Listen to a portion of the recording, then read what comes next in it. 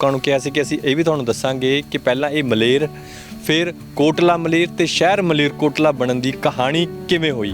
ਤਾਂ ਉਹ ਜਿਹੜਾ ਸ਼ਹਿਰ ਵਸਾਇਆ ਨਵਾਬ ਬਾਜ਼ੀਦ ਅਲੀ ਖਾਨ ਨੇ, ਉਹ ਸ਼ਹਿਰ ਦੇ ਵਿੱਚ ਉਹਨੇ ਹਰ ਬਰਾਦਰੀ ਦਾ ਬੰਦਾ ਵਸਾਇਆ, ਕੋਸ਼ਿਸ਼ ਕੀਤੀ, ਹਰ ਕੌਮ ਦਾ ਬੰਦਾ ਵਸਾਇਆ। ਉਹਦੇ 'ਚ ਉਹਨੇ ਕੋਈ ਭੇਦ ਭਾਵ ਨਹੀਂ ਰੱਖਿਆ ਕਿ ਇਕੱਲੇ ਮੁਸਲਮਾਨ ਰਹਿਣਗੇ, ਹਿੰਦੂਆਂ ਨੂੰ ਵੀ ਵਸਾਇਆ, ਸਿੱਖਾਂ ਨੂੰ ਵੀ ਵਸਾਇਆ, ਲਿਆ ਕੇ ਵਸਾਇਆ। ਉਹਨਾਂ ਕਹਿੰਦਾ ਦੂਸਰੇ ਪਿੰਡਾਂ 'ਚੋਂ ਆਲੇ ਦੁਆਲੇ ਦੇ ਇਲਾਕਿਆਂ 'ਚੋਂ ਲਿਆ ਕੇ ਵਸਾਇਆ। ਕਿ ਉਹ ਹਕੀਕਤ ਦੱਸ ਰਿਹਾ ਤੁਹਾਨੂੰ ਸ਼ਹਿਰ ਮਲੇਰਕੋਟਲਾ ਦੀ, ਜੋ ਅੱਜ ਤੱਕ ਕਿਸੇ ਟੀਵੀ ਚੈਨਲ ਨੇ ਲੱਗਦਾ ਹੈ ਕਿ ਕਵਰੇਜ ਨਹੀਂ ਕੀਤੀ ਹੋਣੀ। ਕਿ ਸ਼ਹਿਰ ਮਲੇਰਕੋਟਲਾ ਐਵੇਂ ਨਹੀਂ ਇਹਨੂੰ ਧਰਮਾਂ ਦਾ ਗੁਲਦਸਤਾ ਕਿਹਾ ਜਾਂਦਾ। ਇਹਦੇ ਵਿੱਚ ਜਿਹੜਾ ਜੜ੍ਹਾਂ ਨੇ, ਇਹਦੀਆਂ ਜੜ੍ਹਾਂ ਨੇ, ਉਹ ਸਾਰੇ ਧਰਮਾਂ ਨੂੰ ਇਕੱਠਾ ਕਰਕੇ ਬਣਾਈਆਂ ਗਈਆਂ ਨੇ। ਤੁਸੀਂ ਗੱਲ ਕਰ ਰਹੇ ਹੋ ਔਰ ਮੇਰੇ ਨਾ ਰੌਂਗਟੇ ਖੜੇ ਹੋ ਰਹੇ ਨੇ। ਅਸੀਂ ਇਹੀ ਗੱਲ ਕਹਿ ਸਕਦੇ ਹਾਂ ਕਿ ਇਸੇ ਲਈ ਸਾਡੇ ਸ਼ਹਿਰ ਮਲੇਰਕੋਟਲੇ ਦੇ ਵਿੱਚ ਕਿਹਾ ਜਾਂਦਾ ਕਿ ਇਹਦੀਆਂ ਜੜ੍ਹਾਂ ਦੇ ਵਿੱਚ ਪਿਆਰ ਹੈ। ਅੱਜ ਪਹਿਲਾ ਨਵਾਬ ਬਣਨ ਵਾਲਾ ਮਲੇਰਕੋਟਲੇ ਦਾ ਬਾਜ਼ੀਦ ਅਲੀ ਖਾਨ ਹੈ। ਨਾਲੇ ਦੇ ਉਸ ਪਾਰ ਮਲੇਰ ਸੀਗਾ ਤੇ ਨਾਲੇ ਦੇ ਇਸ ਪਾਰ ਪੂਰਾ ਜੰਗਲ ਸੀ। ਤਪੇ ਤੋਂ ਲਿਆ ਕੇ ਕੁਝ ਬਾਣੀਆਂ ਹਜ਼ਰਾਤ ਨੂੰ ਉੱਥੇ ਵਸਾਇਆ। ਉਹਦਾ ਨਾਮ ਅੱਜ ਵੀ ਮਹੱਲਾ ਤਪਿਆਂ ਵਾਲਾ ਹੈ। ਉਹ ਕਿੱਥੇ ਵਸਾਇਆ? ਉਹ ਉਹਨਾਂ ਨੇ ਫਿਰ ਇੱਕ ਮਹੱਲਾ ਬਣਾਇਆ, ਉਹਦਾ ਨਾਮ ਰੱਖਿਆ ਬਾਰਾਂਦਰੀ। ਸ਼ਹਿਰ ਦੇ ਵਿੱਚ ਐਂਟਰ ਕਰਨ ਵਾਸਤੇ ਉਹ ਸ਼ਹਿਰ ਦੇ ਚਾਰੋਂ ਪਾਸੇ ਜਿਹੜੀ ਦੀਵਾਰ ਬਣਾਈ, ਉਹਦੇ 'ਚ 7 ਦਰਵਾਜ਼ੇ ਬਣਵਾਏ। ਇਸੇ ਲਈ ਕੋਟਲਾ ਫਿਰ ਪਿਆ ਮੈਨੂੰ ਲੱਗਦਾ। ਇਹ ਅੱਗੇ ਦੱਸਾਂਗਾ ਤੁਹਾਨੂੰ, ਇਹਦੇ 'ਚ ਅਜੇ ਬਹੁਤ ਕੁਝ ਹੈ। ਫਿਰ ਅੱਗੇ ਲਾਸਟ ਜਾ ਕੇ ਮੈਂ ਤੁਹਾਨੂੰ ਇਹ ਵੀ ਦੱਸਾਂਗਾ, ਵਾਅਦੇ ਕਰਾਂਗਾ ਇੱਕ ਚੀਜ਼। 2 ਹੀ ਨਵਾਬ ਮਲੇਰਕੋਟਲੇ ਦੇ ਇਹੋ ਜਿਹੇ ਹੋਏ ਨੇ ਜਿਨ੍ਹਾਂ ਦੀ ਕਬਰ ਸ਼ਹਿਰ ਦੇ ਵਿੱਚ ਮਿਲੂਗੀ। ਤੇ ਆਖਰੀ ਗੱਲ ਜਿਹੜੀ ਦੱਸਣ ਲੱਗਿਆ ਕਿ ਬਾਇਜ਼ੀਦ ਅਲੀ ਖਾਨ ਦੀ ਕਬਰ ਵੀ ਬਾਰਾਂਦਰੀ ਦੇ ਵਿੱਚ ਹੈ। ਸਲਾਮ, ਨਮਸਤੇ, ਸਤਿ ਸ਼੍ਰੀ ਅਕਾਲ। ਮੈਂ ਹਾਂ ਕਾਸਿਫ ਫਾਰੂਕੀ, ਇੱਕ ਵਾਰ ਫਿਰ ਤੋਂ ਵਾਅਦੇ ਮੁਤਾਬਕ ਹਾਜ਼ਰ ਹੋਇਆ ਮਲੇਰਕੋਟਲਾ ਦੇ ਉੱਤੇ ਇੱਕ ਅਗਲਾ ਐਪੀਸੋਡ ਲੈ ਕੇ। ਪਿਛਲੇ ਐਪੀਸੋਡ ਦੇ ਵਿੱਚ ਅਸੀਂ ਤੁਹਾਨੂੰ ਦੱਸਿਆ ਸੀ ਕਿ ਕਿਸ ਤਰੀਕੇ ਨਾਲ ਜਿਹੜਾ ਰਿਆਸਤੀ ਸ਼ਹਿਰ ਮਲੇਰਕੋਟਲਾ ਦਾ ਜਿਹੜਾ ਨੀਂਹ ਪੱਥਰ ਹੈ ਉਹ ਸ਼ੇਖ ਸਦਰੁਦੀਨ ਹੋਰਾਂ ਨੇ ਆਪਣੇ ਕਰ ਕਮਲਾਂ ਨਾਲ ਰੱਖਿਆ ਸੀ। ਉਸ ਤੋਂ ਬਾਅਦ ਅਸੀਂ ਤੁਹਾਡੇ ਨਾਲ ਇਹ ਵੀ ਵਾਅਦਾ ਕੀਤਾ ਸੀ ਕਿ ਅਸੀਂ ਤੁਹਾਨੂੰ ਦੱਸਾਂਗੇ ਕਿ ਇਹ ਜਿਹੜਾ ਸ਼ਹਿਰ ਮਲੇਰਕੋਟਲਾ ਪਹਿਲਾਂ ਮਲਹੇਰ ਹੁੰਦਾ ਸੀ, ਫਿਰ ਇਹ ਕੋਟਲਾ ਮਲੇਰ ਬਣਨ ਦੀ ਕਹਾਣੀ ਇਹਦੀ ਸਾਹਮਣੇ ਆਈ ਤੇ ਫਿਰ ਉਸ ਤੋਂ ਬਾਅਦ ਇਹ ਮਲੇਰਕੋਟਲਾ ਬਣਿਆ। ਸਾਰੀ ਜਿਹੜੀ ਸਾਡੇ ਨਾਲ ਜਾਣਕਾਰੀ ਬੜੀ ਇਤਿਹਾਸਿਕ ਔਰ ਬੜੀ ਰੁਚੀ ਭਰਪੂਰ ਜਾਣਕਾਰੀ ਪਿਛਲੀ ਵਾਰ ਵੀ ਜਿਹੜੀ ਸਾਂਝੀ ਕੀਤੀ ਸੀ ਸ਼ੇਖ ਇਫਤਿਕਾਰ ਹੋਣਾ ਨੇ, ਤੇ ਉਸ ਤੋਂ ਬਾਅਦ ਬੜੀ ਡਿਮਾਂਡ ਆਈ ਕਿ ਅਗਲੀ ਸੀਰੀਜ਼ ਬਣਾਈ ਜਾਵੇ। ਸ਼ੁਰੂਆਤ ਫਿਰ ਉੱਥੋਂ ਹੀ ਕਰ ਲੈਂਦੇ ਹਾਂ। ਇਫਤਿਕਾਰ ਸਾਹਿਬ, ਇੱਕ ਵਾਰ ਫਿਰ ਹਕੀਕਤ ਟੀਵੀ ਪੰਜਾਬੀ ਤੇ ਬਹੁਤ ਬਹੁਤ ਸਵਾਗਤ ਹੈ ਜੀ। ਧੰਨਵਾਦ ਜੀ। ਇਫਤਿਕਾਰ ਸਾਹਿਬ, ਆਪਾਂ ਨੇ ਜਿਹੜਾ ਲਾਸਟ ਟਾਈਮ ਦੱਸਿਆ ਸੀ ਕਿ ਮਲੇਰਕੋਟਲਾ ਦੀ ਨੀਂਹ ਕਿਵੇਂ ਰੱਖੀ ਗਈ, ਤੇ ਉਸ ਤੋਂ ਬਾਅਦ ਅਸੀਂ ਇਹ ਵੀ ਲੋਕਾਂ ਨੂੰ ਕਿਹਾ ਸੀ ਕਿ ਅਸੀਂ ਇਹ ਵੀ ਤੁਹਾਨੂੰ ਦੱਸਾਂਗੇ ਕਿ ਪਹਿਲਾਂ ਇਹ ਮਲੇਰ ਫਿਰ ਕੋਟਲਾ ਮਲੇਰ ਤੇ ਸ਼ਹਿਰ ਮਲੇਰਕੋਟਲਾ ਬਣਨ ਦੀ ਕਹਾਣੀ ਕਿਵੇਂ ਹੋਈ, ਕਿਸ ਤਰੀਕੇ ਨਾਲ ਸਰਅੰਜਾਮ ਦਿੱਤਾ ਗਿਆ, ਮਲੇਰ ਕਿਵੇਂ ਬਣਿਆ, ਫਿਰ ਕੋਟਲਾ ਮਲੇਰ ਕਿਵੇਂ ਬਣਿਆ, ਕੀ ਕਹਾਣੀ ਹੈ? ਸਰ ਇਹ ਥੋੜ੍ਹਾ ਜਿਹਾ ਪੂਰੀ ਡਿਟੇਲ ਦੱਸਣ ਵਾਸਤੇ ਥੋੜ੍ਹਾ ਆਪਾਂ ਨੂੰ ਲੰਬਾ ਜਾਣਾ ਪਊਗਾ। ਪਹਿਲਾਂ ਥੋੜ੍ਹੀ ਜਿਹੀ ਗੱਲ ਕਰਨੀ ਪਏਗੀ ਜੀ। ਉਹ ਵਜ੍ਹਾ ਇਹ ਹੈ ਕਿ ਜਿਸ ਨੇ ਇਹ ਮਲਹੇਰ ਤੋਂ ਮਲੇਰ ਬਣਾਇਆ ਉਹ ਜ਼ਿਕਰ ਆਪਾਂ ਕਰ ਚੁੱਕੇ। ਹੁਣ ਮਲੇਰ ਤੋਂ ਅੱਗੇ ਜੋ ਬਣਿਆ ਉਹ ਜਿਸ ਬੰਦੇ ਨੇ ਬਣਾਇਆ, ਪਹਿਲਾਂ ਉਸ ਬੰਦੇ ਬਾਰੇ ਦੱਸਣਾ ਪੈਣਾ। ਤੇ ਉਹ ਜਿੰਨਾ ਤੱਕ ਦੱਸਦੇ ਨਹੀਂ, ਸਪਸ਼ਟ ਨਹੀਂ ਕਰਦੇ, ਉਨੀ ਦੇਰ ਆਪਾਂ ਇਹਦੇ ਕਿਸੇ ਨਤੀਜੇ 'ਤੇ ਨਹੀਂ ਪਹੁੰਚ ਸਕਦੇ। ਤਾਂ ਗੱਲ ਇਹ ਹੈ ਕਿ ਮਲੇਰਕੋਟਲਾ ਦਾ ਜਿਹੜਾ ਵਸਾਇਆ ਉਹ ਸ਼ੇਖ ਸਦਰੁਦੀਨ ਨੇ ਵਸਾਇਆ। ਫਿਰ ਉਹਨਾਂ ਨੂੰ ਨਵਾਬ ਹਿੰਦੁਸਤਾਨ ਦੇ ਸ਼ਹਿਨਸ਼ਾਹ ਬਹਿਲੋਲ ਲੋਧੀ ਦੀ ਬੇਟੀ ਨਾਲ ਸ਼ਾਦੀ ਹੋ ਗਈ। ਉਹਨਾਂ ਨੇ ਇਹਨਾਂ ਨੂੰ ਜਗੀਰਦਾਰ ਬਣਾ ਦਿੱਤਾ। ਮਲੇਰਕੋਟਲੇ ਦੀ ਜਗੀਰ ਇਹਨਾਂ ਨੂੰ ਦੇ ਦਿੱਤੀ। ਤਾਂ ਜਗੀਰਦਾਰ ਬਣਨ ਤੋਂ ਬਾਅਦ ਉਹਨਾਂ ਦੀਆਂ ਸ਼ੇਖ ਸਦਰੁਦੀਨ ਤੋਂ ਬਾਅਦ 4 ਪੀੜ੍ਹੀਆਂ ਜਿਹੜੀਆਂ ਸੀਗੀਆਂ ਉਹ ਜਗੀਰਦਾਰੀ 'ਚ ਹੀ ਚੱਲਦੀਆਂ ਰਹੀਆਂ। ਉਹਨਾਂ ਦੇ ਬਾਅਦ ਉਹਨਾਂ ਦਾ ਬੇਟਾ ਆਇਆ, ਫਿਰ ਉਹਨਾਂ ਦਾ ਉਸ ਤੋਂ ਬਾਅਦ 3 ਪੀੜ੍ਹੀਆਂ ਹੋਰ, ਯਾਨੀ ਕਿ ਸ਼ੇਖ ਸਦਰੁਦੀਨ ਨੂੰ ਲਾ ਕੇ ਟੋਟਲ ਜਿਹੜੀਆਂ ਸੀਗੀਆਂ ਉਹ 5 ਪੀੜ੍ਹੀਆਂ ਉਹਨਾਂ ਦੀਆਂ ਮਲੇਰ ਦੇ ਨਾਂ 'ਤੇ ਹੀ ਜਗੀਰਦਾਰੀ ਕਰਦੀਆਂ ਰਹੀਆਂ। ਔਰ ਇਕੱਲਾ ਮਲੇਰ ਸੀਗਾ। ਮਲੇਰ ਮੈਂ ਦੱਸਿਆ ਸੀ ਕਿ ਮਲਹੇਰਗੜ੍ਹ ਤੋਂ ਲੋਕਾਂ ਨੇ ਇਹਨੂੰ ਮਲੇਰ ਕਹਿਣਾ ਸ਼ੁਰੂ ਕਰਤਾ। ਮਲਹੇਰਗੜ੍ਹ ਪਹਿਲਾਂ ਸੀ ਕਿਸੇ ਟਾਈਮ 'ਚ। ਤਾਂ ਮਲੇਰ ਦੇ ਵਿੱਚ ਜਿਹੜੀ ਜਗੀਰਦਾਰੀ ਉਹਨਾਂ ਨੂੰ ਮਿਲੀ, 5 ਪੀੜ੍ਹੀਆਂ ਨੇ ਜਗੀਰਦਾਰੀ ਮਲੇਰ ਦੇ ਨਾਂ 'ਤੇ ਹੀ ਕੀਤੀ। ਤੇ ਅੱਗੇ ਜਿਹੜੀ ਇੰਪੋਰਟੈਂਟ ਗੱਲ ਮੈਂ ਦੱਸਣ ਲੱਗਿਆ ਕਿ 6ਵੀਂ ਪੀੜ੍ਹੀ ਦੇ ਵਿੱਚ ਫਿਰ ਸ਼ੇਖ ਸਦਰੁਦੀਨ ਦੀ 6ਵੀਂ ਪੀੜ੍ਹੀ ਦੇ ਵਿੱਚ ਇੱਕ ਜਿਹੜੀ ਸ਼ਖਸੀਅਤ ਆਈ, ਉਹਨਾਂ ਦਾ ਨਾਮ ਹੈ ਬਾਈ ਅਜ਼ੀਜ਼ ਅਲੀ ਖਾਂ, ਉਹਨਾਂ ਨੂੰ ਲੋਕ ਬੈਜ਼ੀਦ ਅਲੀ ਖਾਂ ਵੀ ਕਹਿ ਦਿੰਦੇ ਨੇ। ਤੇ ਮਲੇਰਕੋਟਲੇ 'ਚ ਆ ਕੇ ਉਹਨਾਂ ਦਿਨਾਂ 'ਚ ਹਰ ਜਗ੍ਹਾ ਲੋਕ ਬਹੁਤੇ ਪੜ੍ਹੇ ਲਿਖੇ ਤਾਂ ਹੈ ਨਹੀਂ ਸੀਗੇ, ਅਨਪੜ੍ਹ ਪਬਲਿਕ ਵੱਧ ਹੁੰਦੀ ਸੀਗੀ, ਤੇ ਉਹਨਾਂ ਕੋਲੋਂ ਔਖਾ ਨਾਮ ਨਹੀਂ ਲਿਆ ਜਾਂਦਾ ਸੀਗਾ। ਇਸ ਕਰਕੇ ਮਲੇਰਕੋਟਲੇ 'ਚ ਪ੍ਰਚਲਿਤ ਜਿਹੜੇ ਹੋਏ ਵਜ਼ੀਰ ਖਾਂ ਦੇ ਨਾਮ ਨਾਲ ਪ੍ਰਚਲਿਤ ਹੋਏ। ਵਜ਼ੀਰ ਖਾਂ ਹਰ ਬੰਦਾ ਨਾਮ ਲੈ ਲੈਂਦਾ ਸੀ, ਜਦ ਕਿ ਉਹਨਾਂ ਦਾ ਨਾਮ ਬਾਈ ਅਜ਼ੀਜ਼ ਅਲੀ ਖਾਂ ਤਾਂ ਬੈਜ਼ੀਦ ਅਲੀ ਖਾਂ ਵੀ ਕਹਿ ਦਿੰਦੇ ਸੀ ਉਹਨਾਂ ਨੂੰ। ਤਾਂ ਸ਼ੇਖ ਸਦਰੁਦੀਨ ਤੋਂ ਜਿਹੜੇ ਬਾਅਦ 4 ਪੀੜ੍ਹੀਆਂ ਜਿਹੜੀਆਂ ਲੰਘੀਆਂ, ਉਹ ਲਗਭਗ 100 ਸਾਲ ਦਾ ਸਮਾਂ ਲੰਘ ਗਿਆ ਸੀਗਾ ਜੀ। 100 ਸਾਲ ਬਾਅਦ 1604 ਈਸਵੀ ਦੇ ਵਿੱਚ ਬਾਈ ਅਜ਼ੀਜ਼ ਅਲੀ ਖਾਂ ਮਲੇਰਕੋਟਲੇ ਦੇ 6ਵੇਂ ਜਗੀਰਦਾਰ ਬਣੇ। 6ਵੀਂ ਪੀੜ੍ਹੀ ਆ ਗਈ ਜਦੋਂ ਇਹ 6ਵੇਂ ਜਗੀਰਦਾਰ ਬਣੇ। ਔਰ ਇੱਕ ਚੀਜ਼ ਮੈਂ ਹੋਰ ਜਿਹੜੀ ਇੰਪੋਰਟੈਂਟ ਦੱਸਣ ਵਾਲੀ ਉਹ ਇਹ ਹੈ ਕਿ ਬਾਈ ਅਜ਼ੀਜ਼ ਅਲੀ ਖਾਂ ਵਜ਼ੀਰ ਖਾਂ ਉਰਫ ਉਹ ਸ਼ਖਸੀਅਤ ਨੇ ਜਿਨ੍ਹਾਂ ਨੇ ਦਿੱਲੀ ਦੇ ਵਿੱਚ ਮੁਗਲ ਦਰਬਾਰ ਦੇ 4 ਬਾਦਸ਼ਾਹਾਂ ਦਾ ਰਾਜ ਦੇਖਿਆ। ਉਹ ਕਿਵੇਂ ਦੇਖਿਆ, ਯਾਨੀ ਕਿ 4 ਮੁਗਲ ਬਾਦਸ਼ਾਹਾਂ ਦੇ ਦੌਰ ਦੇ ਵਿੱਚ ਉਹ ਲੰਘੇ। 1604 ਦੇ ਵਿੱਚ ਬਾਜ਼ੀਦ ਅਲੀ ਖਾਂ ਮਲੇਰਕੋਟਲੇ ਦੇ ਜਗੀਰਦਾਰ ਬਣੇ। ਔਰ ਉਸ ਟਾਈਮ ਦਿੱਲੀ ਮੁਗਲ ਸਲਤਨਤ ਦੇ ਜਿਹੜੇ ਬਾਦਸ਼ਾਹ ਸੀਗੇ ਉਹ ਅਕਬਰ ਥੇ, ਜਲਾਲੁਦੀਨ ਮੁਹੰਮਦ ਅਕਬਰ। ਅਕਬਰ ਦਾ ਨਿਧਨ ਜਿਹੜਾ ਹੋਇਆ ਉਹ 1606 ਈਸਵੀ 'ਚ ਹੋਇਆ, ਯਾਨੀ ਕਿ 2 ਸਾਲ ਤਾਂ ਅਕਬਰ ਦੇ ਹੁੰਦੇ ਹੋਏ ਉਹ ਜਗੀਰਦਾਰ ਰਹੇ ਮਲੇਰਕੋਟਲੇ ਦੇ। ਉਸ ਤੋਂ ਬਾਅਦ ਫਿਰ ਮੁਗਲ ਬਾਦਸ਼ਾਹ ਬਣਿਆ ਜਹਾਂਗੀਰ। ਜਹਾਂਗੀਰ ਦਾ ਪੂਰਾ ਪੀਰੀਅਡ ਉਹਨਾਂ ਨੇ ਜਗੀਰਦਾਰੀ ਕਰੀ ਬਾਜ਼ੀਦ ਅਲੀ ਖਾਂ ਨੇ। ਜਹਾਂਗੀਰ ਤੋਂ ਬਾਅਦ ਸ਼ਾਹਜਹਾਂ ਬਣਿਆ ਮੁਗਲ ਬਾਦਸ਼ਾਹ। ਸ਼ਾਹਜਹਾਂ ਦਾ ਪੂਰਾ ਪੀਰੀਅਡ ਉਹਨਾਂ ਨੇ ਦੇਖਿਆ, ਪੂਰਾ ਪੀਰੀਅਡ ਦੇਖਿਆ। ਚੌਥਾ ਮੁਗਲ ਬਾਦਸ਼ਾਹ ਜਿਹੜਾ ਬਣਿਆ ਉਹ ਔਰੰਗਜ਼ੇਬ ਬਣਿਆ। ਔਰੰਗਜ਼ੇਬ 1658 ਈਸਵੀ ਦੇ ਵਿੱਚ ਹਿੰਦੁਸਤਾਨ ਦਾ ਮੁਗਲਿਆ ਸ਼ਹਿਨਸ਼ਾਹ ਬਣਿਆ, ਜਦ ਕਿ ਬਾਜ਼ੀਦ ਅਲੀ ਖਾਂ 1658 ਤੋਂ ਬਾਅਦ 59, ਇਹਨਾਂ ਦੀ ਜਿਹੜੀ ਡੈਥ ਹੁੰਦੀ ਹੈ 1659 ਦੇ ਵਿੱਚ ਹੁੰਦੀ ਹੈ, ਯਾਨੀ ਕਿ 1 ਸਾਲ ਉਹਨਾਂ ਨੇ ਔਰੰਗਜ਼ੇਬ ਦਾ ਵੀ ਦੇਖ ਲਿਆ। ਉਸ ਦੌਰ ਦੇ ਵਿੱਚ ਵੀ ਉਹਨਾਂ ਨੇ ਮਲੇਰਕੋਟਲੇ 'ਤੇ ਹੁਕਮਰਾਨੀ ਕੀਤੀ। ਤਾਂ ਇੱਕ ਇਹਨਾਂ ਦੇ ਬਾਰੇ ਹੋਰ ਦੱਸਵਾਂ ਕਿ ਇਹਨਾਂ ਦੀ ਮੁਗਲ ਸਲਤਨਤ ਨਾਲ ਵਧੀਆ ਬਣਦੀ ਸੀਗੀ ਬਾਜ਼ੀਦ ਅਲੀ ਖਾਂ ਦੀ। ਔਰ ਇਹ ਉਹਨਾਂ ਮਤਲਬ ਲੜਾਕੇ ਵਧੀਆ ਸੀਗੇ, ਚੰਗੇ ਸਿਪਾ ਸਾਲਾਰ ਥੇ, ਜੰਗ ਦੇ ਵਿੱਚ ਚੰਗੇ ਜੌਹਰ ਦਿਖਾਉਣ ਵਾਲੇ ਸੀਗੇ। ਅਤੇ ਮੁਗਲਾਂ ਦਾ ਕੀ ਸੈਂਟਰ ਦੇ ਹਰ ਇੱਕ ਰੂਲਰ ਦਾ ਇਹੀ ਹੁੰਦਾ ਸੀਗਾ ਵੀ ਉਹ ਜਿਹੜੇ ਵੀ ਜਗੀਰਦਾਰ ਉਹਨਾਂ ਦੇ ਅੰਡਰ ਹੁੰਦੇ ਸੀਗੇ, ਜਦੋਂ ਕਿਤੇ ਜ਼ਰੂਰਤ ਪੈਂਦੀ ਸੀ ਉਹਨਾਂ ਨੂੰ ਉਹ ਬੁਲਾ ਲੈਂਦੇ ਸੀਗੇ। ਇਸ ਕਰਕੇ ਬਾਜ਼ੀਦ ਅਲੀ ਖਾਂ ਨੂੰ ਵੀ ਮੌਕੇ ਸਿਰ ਬੁਲਾਉਂਦੇ ਰਹੇ। ਇਹ ਜਗੀਰਦਾਰੀ ਵੀ ਮਲੇਰਕੋਟਲੇ ਦੀ ਕਰਦੇ ਰਹੇ, ਔਰ ਉਹਦੇ ਨਾਲ ਉਹ ਮੁਗਲਾਂ ਵਾਸਤੇ ਵੀ ਕੰਮ ਕਰਦੇ ਰਹੇ। ਮੁਗਲਾਂ ਦੇ ਸਿਪਾ ਸਾਲਾਰ ਯਾਨੀ ਕਿ ਜਰਨੈਲ ਸੀਗੇ ਉਹਨਾਂ ਦੀ ਫੌਜ ਦੇ ਵਿੱਚ, ਉਹ ਵੀ ਕੰਮ ਕਰਦੇ ਰਹੇ। ਤਾਂ ਅੰਤ ਇੱਕ ਇਹੋ ਜਿਹਾ ਟਾਈਮ ਆਇਆ ਕਿ ਮੁਗਲ ਬਾਦਸ਼ਾਹ ਨੇ ਇਹਨਾਂ ਨੂੰ ਜਗੀਰਦਾਰੀ ਤੋਂ ਹਟਾ ਕੇ ਨਵਾਬੀ ਬਖਸ਼ਤੀ ਕਿ ਅੱਜ ਤੋਂ ਬਾਅਦ ਤੁਸੀਂ ਮਲੇਰ ਰਿਆਸਤ ਦੇ ਜਗੀਰਦਾਰ ਨਹੀਂ, ਨਵਾਬ ਹੋ। ਪਹਿਲਾ ਨਵਾਬ ਬਣਨ ਵਾਲਾ ਮਲੇਰਕੋਟਲੇ ਦਾ ਬਾਜ਼ੀਦ ਅਲੀ ਖਾਂ ਹੈ। ਇਸ ਤੋਂ ਪਹਿਲਾਂ ਜਿਹੜੇ 5 ਪੀੜ੍ਹੀਆਂ ਲੰਘੀਆਂ ਉਹ ਜਗੀਰਦਾਰੀ ਸੀਗੇ, ਬਣੇ ਇਹ ਵੀ ਜਗੀਰਦਾਰੀ ਸੀਗੇ। ਇਹ ਮੁਗਲ ਦਰਬਾਰ ਦੇ ਵਿੱਚ ਬਣਨ ਕਰਕੇ ਇਹਨਾਂ ਨੂੰ ਜਗੀਰਦਾਰੀ ਤੋਂ ਨਵਾਬੀ ਮਿਲ ਗਈ। ਮਤਲਬ ਕਹਿਣ ਦਾ ਭਾਵ ਇਹ ਹੈ ਕਿ ਜਿਹੜੇ ਮੁਗਲਾਂ ਦੀ ਵਫਾਦਾਰੀ ਔਰ ਮੁਗਲ ਦਰਬਾਰ ਦੇ ਵਿੱਚ ਉਹਨਾਂ ਦੀ ਪਹੁੰਚ, ਕਿਉਂਕਿ ਉਸ ਵੇਲੇ ਬਹੁਤ ਘੱਟ ਲੋਕਾਂ ਦੀ ਉਹ ਪਹੁੰਚ ਹੁੰਦੀ ਸੀ, ਅਪਰੋਚ ਹੁੰਦੀ ਸੀ, ਉਹਦੇ ਸਦਕੇ ਜਿਹੜਾ ਜਗੀਰਦਾਰੀ ਸਿਸਟਮ ਦੇ ਵਿੱਚੋਂ ਇਹਨਾਂ ਨੂੰ ਨਵਾਬੀ ਬਖਸ਼ੀ ਗਈ। ਬਿਲਕੁਲ ਸਹੀ ਹੈ ਜੀ, ਇਹੀ ਗੱਲ ਹੈ। ਅਸਲ ਤਾਂ ਜੇ ਇਨਾਮ ਮਿਲਦਾ ਤਾਂ ਵਫਾਦਾਰੀ ਕਰਕੇ ਮਿਲਦਾ ਜੀ, ਉੱਦਾਂ ਹੋਰ ਤਾਂ ਨਹੀਂ ਮਿਲਦਾ। ਅਤੇ ਉਹਦੇ ਨਾਲ 2 ਚੀਜ਼ਾਂ ਹੋਰ ਕੀਤੀਆਂ ਉਹਨਾਂ ਨੇ, ਮੁਗਲ ਦਰਬਾਰ ਨੇ। ਇਹਨਾਂ ਨੂੰ ਜਗੀਰਦਾਰੀ ਤੋਂ ਨਵਾਬ ਤਾਂ ਬਣਾਇਆ, ਨਾਲ 2 ਲਕਬ ਇਹਨਾਂ ਨੂੰ ਪ੍ਰਦਾਨ ਕੀਤੇ ਗਏ। ਉਹ ਸੀਗੇ, ਪਹਿਲਾ ਸੀ ਅਮੀਰੁਲ ਉਮਰਾ। ਅਮੀਰੁਲ ਉਮਰਾ ਦਾ ਖਿਤਾਬ ਦਿੱਤਾ ਗਿਆ ਇਹਨਾਂ ਨੂੰ। ਅਮੀਰੁਲ ਉਮਰਾ ਦਾ ਮਤਲਬ ਹੁੰਦਾ, ਅਮੀਰ ਮੈਨੇ ਹੁੰਦਾ ਸਰਦਾਰ, ਅਮੀਰੁਲ ਉਮਰਾ ਸਰਦਾਰਾਂ ਦਾ ਸਰਦਾਰ।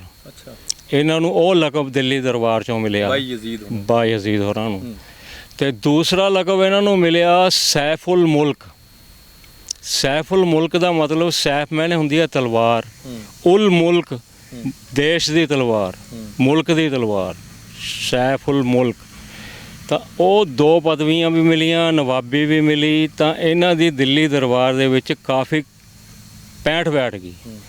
ਉਹਨਾਂ ਦਾ ਇਹਨਾਂ ਨੇ ਫਾਇਦਾ ਉਠਾਇਆ ਤਾਂ ਦਿੱਲੀ ਦਰਬਾਰ ਕੋਲੇ ਇੱਕ ਸਵਾਲ ਕੀਤਾ ਇਹਨਾਂ ਨੇ ਕਿ ਮੈਂ ਆਪਣੇ ਸ਼ਹਿਰ ਦਾ ਵਿਸਤਾਰ ਕਰਨਾ ਚਾਹੁੰਦਾ, ਵੀ ਮੈਨੂੰ ਇਜਾਜ਼ਤ ਦਿੱਤੀ ਜਾਵੇ। ਮੇਰੀ ਰਿਆਸਤ ਜਿਹੜੀ ਮੈਨੂੰ ਨਵਾਬੀ ਬਖਸ਼ੀ ਹੈ, ਉਹ ਮਲੇਰ ਨਾਂ ਦੀ ਇੱਕ ਰਿਆਸਤ ਹੈ, ਜਗੀਰਦਾਰ ਦੀ ਸੀਗੀ, ਉਹ ਕਾਫੀ ਛੋਟੀ ਹੈ। ਮੈਨੂੰ ਆਗਿਆ ਦਿੱਤੀ ਜਾਵੇ ਕਿ ਮੈਂ ਉਹਦਾ ਵਿਸਤਾਰ ਕਰਕੇ ਉਹਨੂੰ ਵੱਡੀ ਕਰਾਂ।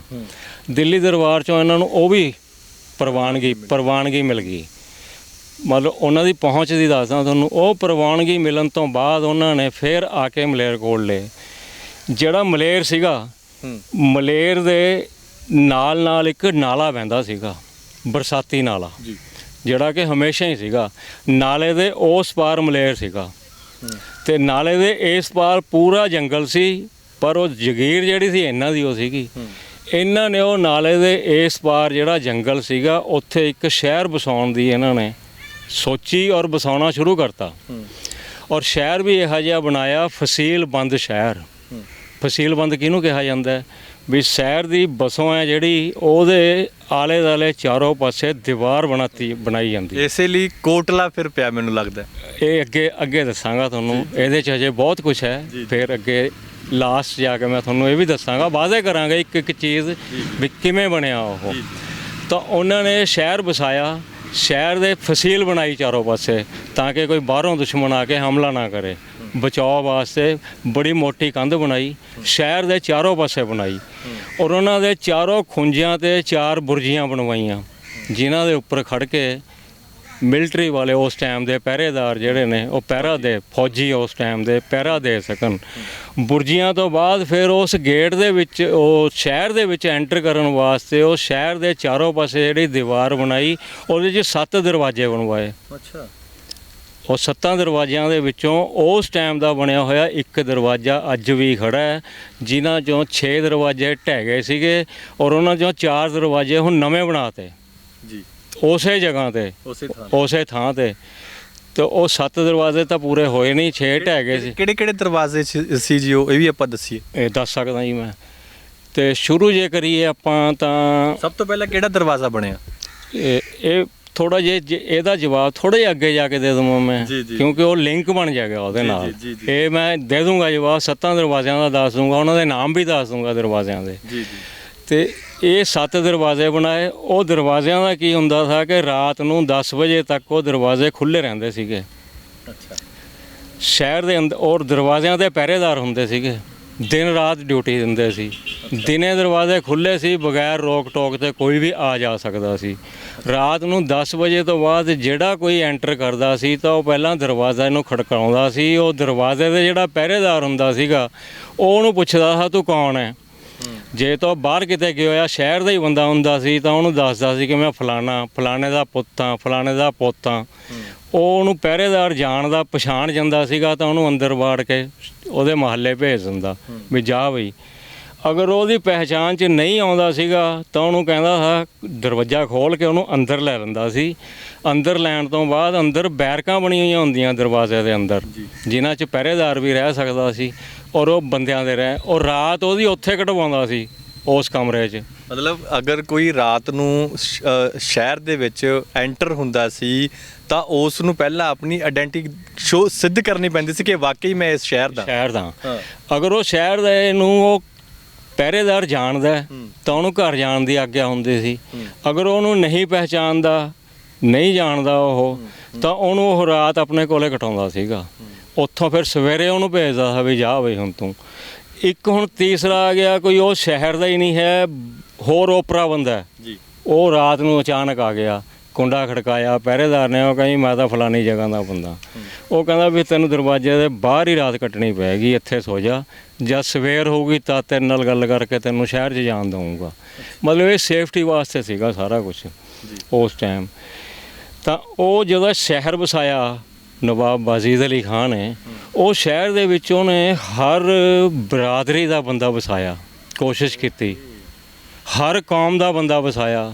ਉਹਦੇ 'ਚ ਉਹਨੇ ਕੋਈ ਭੇਦ ਭਾਵ ਨਹੀਂ ਰੱਖਿਆ ਕਿ ਇਕੱਲੇ ਮੁਸਲਮਾਨ ਰਹਿਣਗੇ, ਹਿੰਦੂਆਂ ਨੂੰ ਵੀ ਵਸਾਇਆ, ਸਿੱਖਾਂ ਨੂੰ ਵੀ ਵਸਾਇਆ। ਲਿਆ ਕੇ ਵਸਾਇਆ ਉਹਨਾਂ ਕਹਿੰਦਾ ਦੂਸਰੇ ਪਿੰਡਾਂ 'ਚੋਂ ਆਲੇ ਦੁਆਲੇ ਦੇ ਇਲਾਕਿਆਂ 'ਚੋਂ ਲਿਆ ਕੇ ਵਸਾਇਆ ਉਹਨਾਂ ਨੂੰ, ਔਰ ਉਹਨਾਂ ਨੂੰ ਜਗ੍ਹਾ ਦਿੱਤੀ, ਮੁਹੱਲੇ ਦਿੱਤੇ, ਮਕਾਨ ਦਿੱਤੇ ਉਹਨਾਂ ਨੂੰ ਕਿ ਜਗ੍ਹਾ ਮੈਂ ਦਊਂਗਾ, ਮਕਾਨ ਬਣਾਓ, ਆ ਕੇ ਰਹੋ।